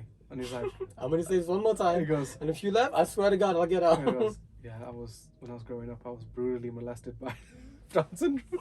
I was just like, he's like, you can't put brutally in it. It's just like, oh, it was just so I bad. don't think you put any of it in it. Literally, it was so It's like bad. it's a bit, like Brendan said, it's such a curveball. Like You don't expect to hear that because it's messed. It's so I'm not laughing. It's so, but yeah. Oh. You're laughing. To make me laugh. It's so messed. I'm making you laugh. Yeah. You gotta take responsibility for your actions. You gotta be like, Right. Okay. you know. Yeah. So, yeah, that's just mess. But even like talking about, even to have a little, even an extra tangent to that, of how iconic something like Dateline with NBC and like To Catch a Predator was, you know, like to pop culture, especially American pop culture. Yeah. How they caught loads of predators and stuff.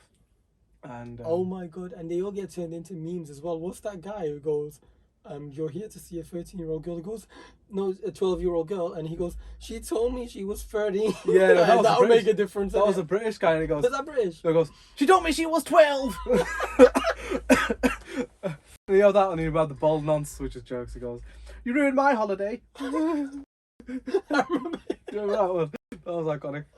Oh my So god. fucked. Obviously, you're just making light of. He was British as well, wasn't he? Yeah, his name was like Ryan or something. And he's just, One thing that you notice, quick tangent, we'll go back to pop culture. One thing you notice with pedophiles, they are definitely low-level food chain guys who basically cannot get girls, so they try to I mean, some manipulate people, young girls. Some people tend to come Unless you're across called R. very, Kelly. Well, yeah. I mean, if some people tend to come across very normal, they blend in. So some people obviously just blend in with society, so you can't really tell until Like your old teacher in high school. Well, yeah. This is a true story, this and you is- can name and shame the action. No, I'm not gonna name and shame anyone. Yeah, But like, it's- so this was there was two. There were There two. were two? There were two. So one of them was Wait. was a teacher that. In our high school, there were Yes. two. Yes. There's two. one that we knew in high school that Because happened. his name basically said it. Yeah. So they're not gonna name the name, but like there's a teacher which had a very ironic name. Who taught us for about maybe 2 weeks. Taught you. Well, yeah, Not he me. he taught me, and he seemed okay. He seemed normal, and then like he had his laptop and stuff, and it was like a huge, the biggest laptop. He was like, yes, sir. He was like, that's a really big laptop. I bet you enjoy watching movies. I was like, yeah, it's really good, and obviously he got caught. I think he got caught with child pornography, and he had That's fucked up. he had some like explicit. Well, he tried to look under a young girl's skirt, which was one of the things that was circulating around the time. But yeah, that was mad. That is fucked up. That's so messed up. But When you said 2, I wasn't expecting a second one. you know the main one, the one that was on the news. So there was one. The one that you just mentioned. No, so that was the one that wasn't in the news. That one that we knew of because Mm. he only worked 2 weeks. Who was the other one? The other one was a. Wait. Can you write it down? I'm not gonna say the name, but he was a media studies teacher. He used to do IT. I never met him. Same name as our head of year. No, but I never met him. Never met him. I've met him, I never met him. but he You was. met all the pedos. Yeah, great. he was in an alleged relationship with one of the girls from our year. Fuck off. Yeah, so there was that. Write it down for me. I gotta know who this was. I'll tell you later. Nah, write it down right now, bro. What, the name? Yeah, just the name. This is news to me. No, man, I know the name. Oh yeah. Sorry. The person. See this guy? Number 1 bullshit guy. Yes. Yeah. So the takeaway from that was. No, that's not a takeaway. By the way, me and him were safe. We were fine. We were okay. It's just fucked up. we went to such a messed up high school.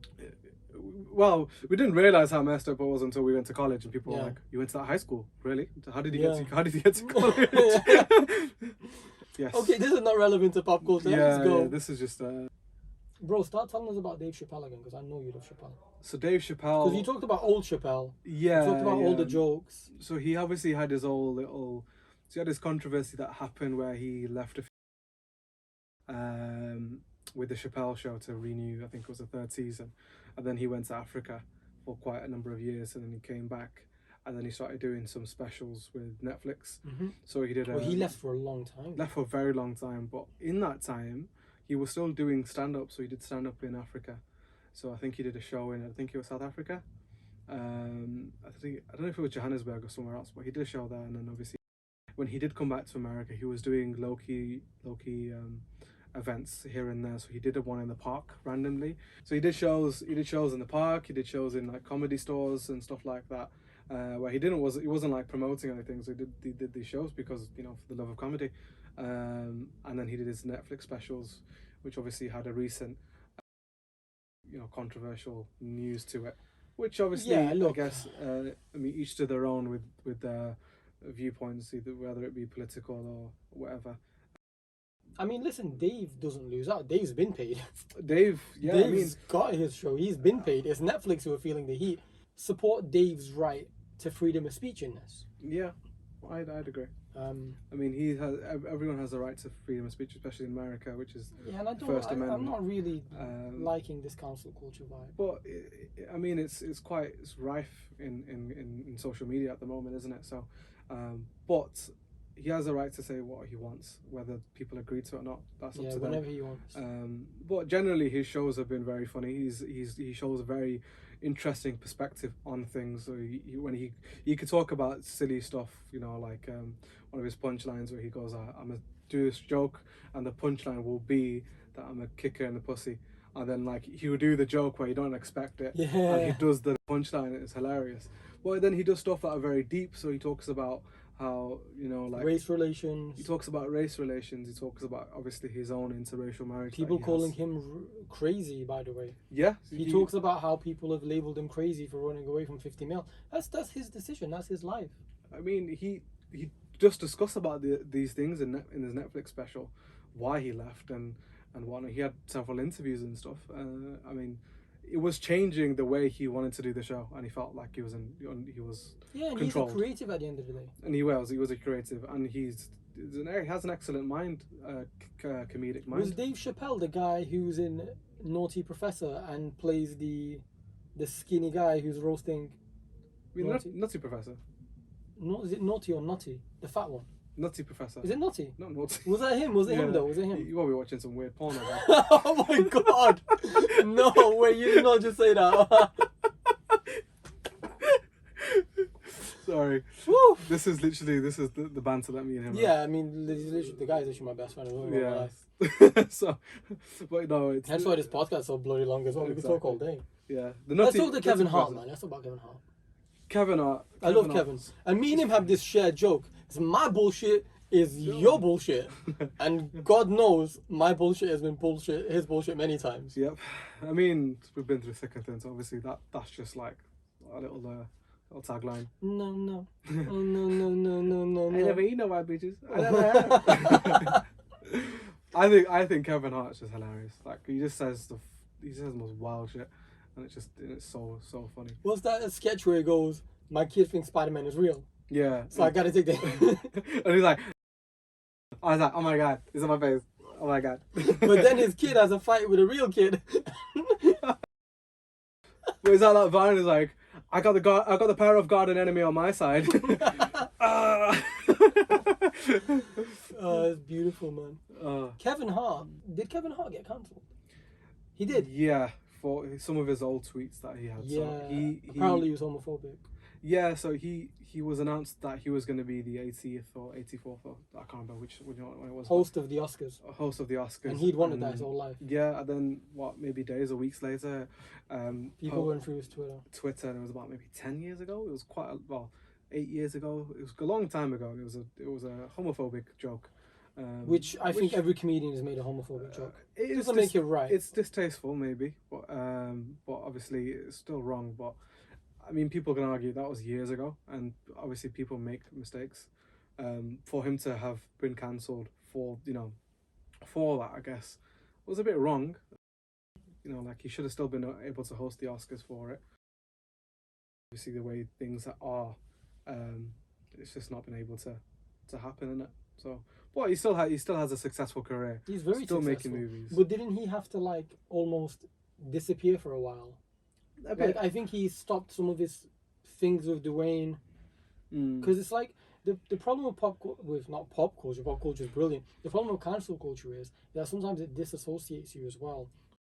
So it's like, okay, you have now been labeled, so for this next few months or to a year, you have to, in order to not bring anyone else down socially, to avoid them getting attacked, you have to detach yourself from people. I guess you probably have to step out of the limelight and kind of work on yourself, kind of thing. So but he has so many things going on. So he had a Netflix show as well. Said "Don't fuck this up." He's had many Netflix shows, hasn't he? Yeah, but this one was more of a documentary into his life about how obviously the whole thing happened with his Oscar thing, and how he got cancelled, and all the the controversies he's had in his career. But it's like, he has so many things going on. He's got movies, he's got comedy, he's got Listen, he's gonna make mistakes. His ride-along movies with Ice Cube are funny as well. Yeah, that was hilarious. But it's the thing is that kind of comedy that Kevin Hart and Dave Chappelle and Richard Pryor and all these people have is so synonymous with not even just movies but music as well. It's all interchangeable. They all link with each other. It's quite mad how even I thought back to, this was a song by Fat Joe, Lean Back, Terror Squad, right? This was back in the day. Yeah. And in the beginning of it, I didn't even notice this until maybe a couple of months back, that Kevin Hart was in it. He was in the game for ages until he had his. Oh yeah, until he finally blew up. Yeah, he was doing small little things, coming back and forth. Did Scary Movie and all that kind of stuff. What's that other movie where he plays the cop, the little small time cop? It's really funny. Yeah, Get Hard. Oh, but I think he was. No. He wasn't a cop there. He was. So he pretended to be a hardened criminal. So I'm thinking Like, about another movie. Yeah. Yeah, so he pretended like he was he'd gone to prison and he's from the gangs because Will Ferrell thought, obviously, you know, stereotyped him. So, but that was a hilarious movie. Will Ferrell is an OG. Will Ferrell is an OG. He's so funny. Anchorman was so funny as well. He's just an absolute legend. We talked about a lot of actors, Ryan Reynolds included, who love Ryan Reynolds. Ryan, just put me in the Detective Pikachu movie somehow. Number 2. Put me in Deadpool or something, please. Or let me play for Wrexham. I can play good football. I love you, Ryan. Yeah, we all love you, Ryan. And is my earring in the shot? I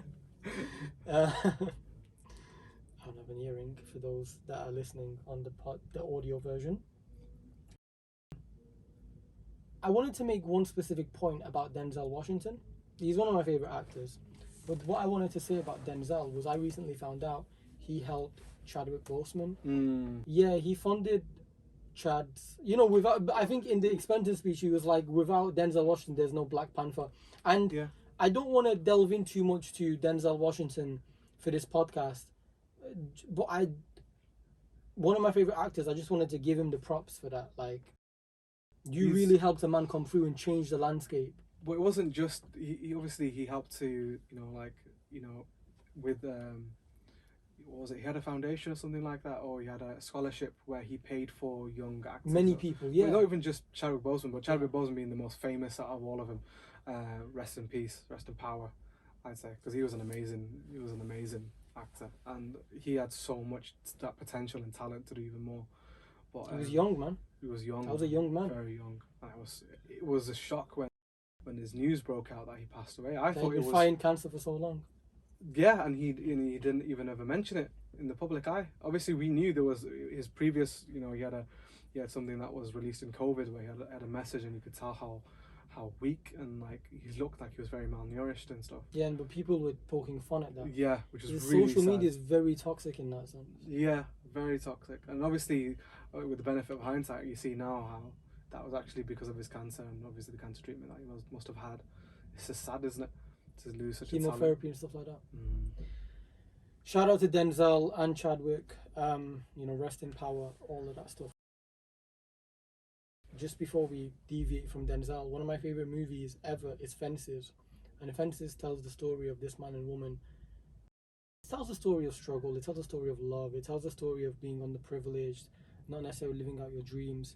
So guys, there's a lot of movies that we've talked about, but I also recommend you guys go watch Fences. Fences was also a Broadway musical for a very long time. Or a Broadway show of some kind. Bro, there's so much. Pop culture is so vast. Like, I've got pages worth of notes that, because we're going to be recording for another 20 minutes, right? Yeah. Because I need we've been here like 4 hours now. Point is though, let me just go off a list, guys, real quick. We have Disney, we have the Rocky movies, Harry Potter, Lord of the Rings, Rush Hour, Simpsons, Family Guy, South Park, Rick and Morty, comics, DC. Speaking of pop culture, some of you that know me personally would have seen this. I don't know how well it's zooming in. I'll put a picture up somewhere. But this is a custom statue of Dr. Doom, but in the MF Doom style. The Rest in peace, MF Doom. Yeah. And this is a limited edition one. I just brought this along for the pop culture because I'm a huge Dr. Doom fan. Obviously, with the lack of time we have left, I'm not really going to talk about Dr. Doom. And we've talked about comics, haven't we? We touched on it. Touched on MCU and stuff. Do you want to talk about one of the funniest movies ever created? Go on. This my house. Entry, please. So, yeah, this is his other icon that he grew up with. It's not my icon, but Sacha Baron Cohen is a legend. Yeah. And Borat is one of the funniest movies I've ever seen in my life. Borat. You personify. He personifies Thank you. Borat Thank you. No more details, please. To some level. Can we not go there? Okay. That was bad enough. With our big wannabe hench friend in high school. Is it nice? Yes, you mesh. It was brilliant though. It was brilliant. As an ad. Obviously, the guys hated in that part of that village. In Kazakhstan. In Kazakhstan, yeah. He's hated. Yeah, obviously. So hated. Well, obviously, because he was there like it was a legitimate thing, but he was taking the piss. I go to America. This is my neighbor. This is my friend Awais. He's painting my asshole. Bro, let's talk about Family Guy. Stewie is iconic. I love the shape of his head. Cool. I love Peter's ballsack chin. Cool. He's like, where's my money, man? Where's my money? You got money to pay for a fake mustache? You ain't got money to pay me back? Where's my money, man? Yeah, You that got show. till 5 o'clock, you hear me? That show is iconic for us anyway because we grew up watching it. But like it's Because honestly, it does seem today that all you see on TV is violence and movies and sex. yeah. So, you know, Literally. you need those good old-fashioned values. Okay. So lucky there's a Family Guy, Yeah. you know? Lucky there's a man who probably can do All the things that make us laugh and cry. close, but Yeah. No, it's an OG show. And favorite episode? Favorite episode. I mean, I don't have a favorite episode per se. I have a favorite part. Chicken which fights. is- The chicken fights are brilliant. For chicken fights, I love. I mean, his favorite is when the dolphin licks him. the dolphin is Licks Peter. licking Peter's tit, Yeah. which I think is such a harmonious, But who's beautiful moment. like your favorite character besides Peter? Ah, it's gotta be Stewie then. Stewie. Or Joe. Joe's just such a. It's just sad. The pedo's funny as well. There's a scene I sent him a video recently. It's of these kids running. He's like, "Get away!" And he's like, and you just see it was a Come back, kids. It's a Herbert, the pedo. He's like, "Where you going, kids?" Is that you know the Family Guy? The funniest thing about Family Guy is the random skits they have. Yeah. So there's this one where Peter goes. I told the doctor to make my penis reach down to my knees. So he made his knee. And then there's the most iconic one. There's the seagull one, where the two seagulls talking to each other, and he goes, "Bro, you know what's nice? You know the box that says KFC on it? There's always something good in there." Yeah, he's like, "You know that's a bird, right?" What? What? And he goes, "You eating bird?"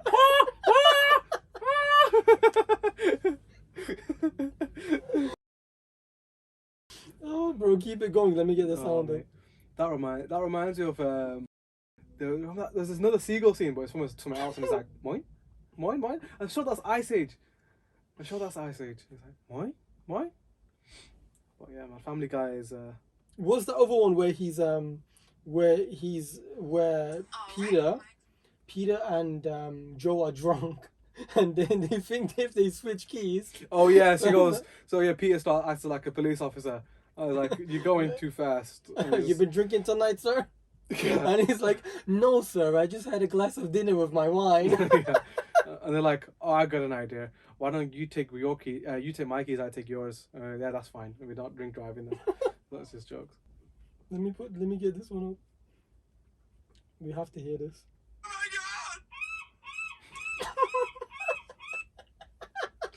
That's the Family Guy skit. Yeah. Oh my god.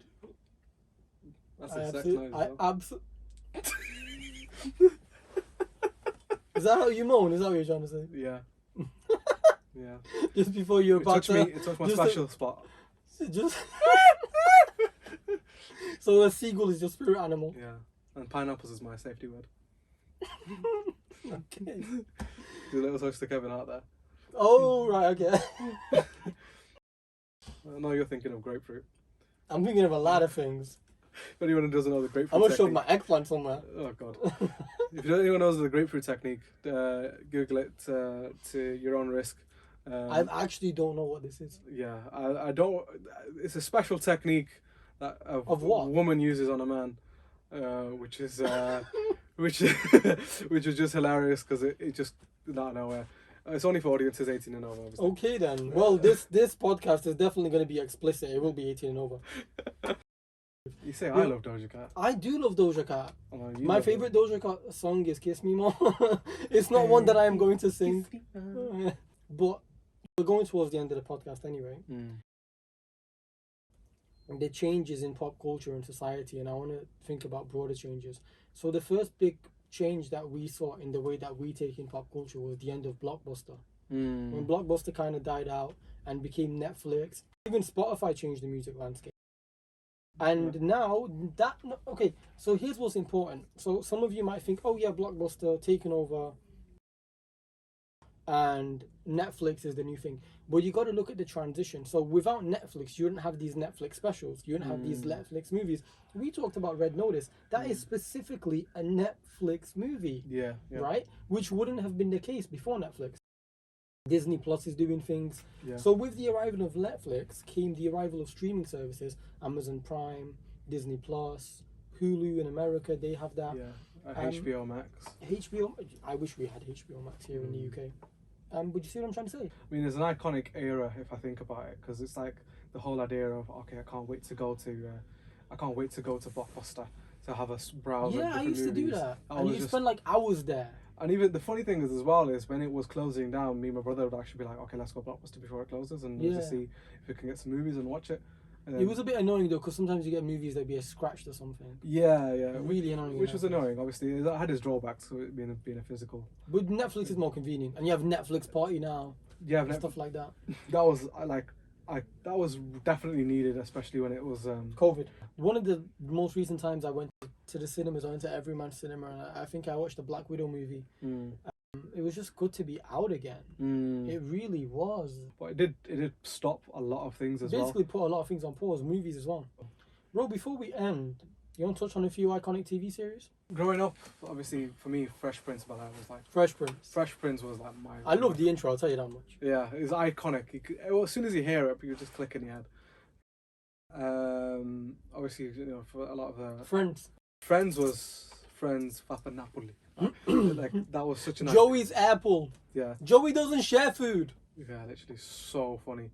That, even to this day, I watch reruns. Do you watch the reunion, by the way? I still haven't watched it. Oh, bro. I actually completely forgot about it. No, bro. I watched the reunion. Reunion? I've got my English together now. Reunion. I am foreign, right? But I shouldn't be flipping out like that. This is the reunion. 10 years, right? 10 years? No, actually, wait, hold on. They finished production in 2004. So it would have been about 15 odd years. Oh, no way. It's been a while. It's been quite a few years. Whoa, that is crazy. So no one told you life was gonna be this way. Yeah, literally. That was just an iconic TV show. I can honestly say I've never skipped the Friends intro. I can. No, yeah, every normal person has. I just haven't. Yeah, we're watching it with him, and honestly, it's like I skipped it. And he just should have seen his face. He was like, "Bro, what did you do? Blasphemy. What did you do?" It's blasphemy. What do you mean? You don't get to do those things. Seen it so you don't times. do them things, all right? You don't do them things. Something else that I've watched every episode of The Simpsons. Simpsons was it's iconic.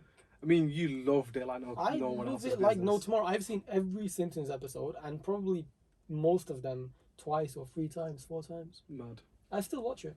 And it's still going on, by the way. So when I say I've seen every Simpsons episode, I'm talking about like up to season 31, 32. Because there's more stuff going out all the time. But in the essence, The Simpsons did change because there was a more core humanitarian element to Homer, which died down over time. But I think that just happens with different writers and... Yeah, I mean, the evolution of like how society even is as well. Because like the comedy's changed over the years. It started in what, the 90s, 80s or something? Yeah, like The Simpsons even became a bit more slapstick. It became a bit more like Family Guy, you could also say. Yeah, and it was just like, you know, like just Homer strangling Bart and all that kind of stuff. And it was just, it was very comic. Which is funny. But it's different, isn't it? So, but yeah, obviously, like we talked about before, Family Guy, and you know, I know you like South Park a lot. South Park is iconic. By the way, the latest seasons of South Park are by far the best because they're the ones that really delve into society. They take the piss. They're really out here like, so I don't even want to say anything. I'm gonna get in trouble for it. So listen, South Park is on edge. I'm not going to be on edge in this particular podcast. We have on edge topics, just not today. So much. But yo, I've absolutely loved this podcast. Are there any final things you want to say? Anything you want to do? I know what we're going to go out with, by the way. I mean, I'm just, obviously with your permission, I'm going to plug myself quickly. Oh yeah, for sure. No, tell me. So I've started twitching. I started streaming on Twitch. I just twitching. I mean, I twitch a little bit, but yeah. So I streaming on Twitch, doing gameplay. So I started off doing my COD stream yesterday, but we'll be doing a lot more in the future. Yeah, I'll be doing a lot more in the future, but planning on doing more scary games because I am a wimp, and even playing COD, dogs were coming after me. I'd shit myself. So yeah, catch me on stream. My handle is Rocky Roll. So Rocky_Roll. Find me on there. Thank you very much, Lazo. You are most welcome. There is something that I'm planning for the outro of this podcast. So we're gonna. So by the way, things that we didn't even get to mention. We didn't talk about Harry Potter, pop culture wise. We didn't talk about Lord of the Rings, bro. We didn't talk about Avatar as a movie. We didn't even talk about anime. We didn't even talk about gaming. How gaming has changed. There's a whole generation of kids that want to watch YouTube guys play Minecraft. Yeah, literally. Instead of actually playing it themselves. Yeah, TV series like Game of Thrones. We didn't talk about it. TikTok. Yeah. I mean, there was so much to discuss, and obviously for us, movies and music has been such the a big major thing city for us. life, the pop culture influence of New York and Los Angeles and London and Paris. We didn't talk about Disney movies, bro. We didn't talk about the American Dream that much. So this is all things that you guys can ask for. We didn't even talk about the Fast and Furious movies. Obviously, you can make another podcast out of this. So yeah, bro. Like... One sec. Come on, sing with me. I don't know lyrics. Yes, you do. Stay at the top like I'm stuck. It's time giving it up. My dad got on a purple suit with purple shoes. Boy, if you don't stop.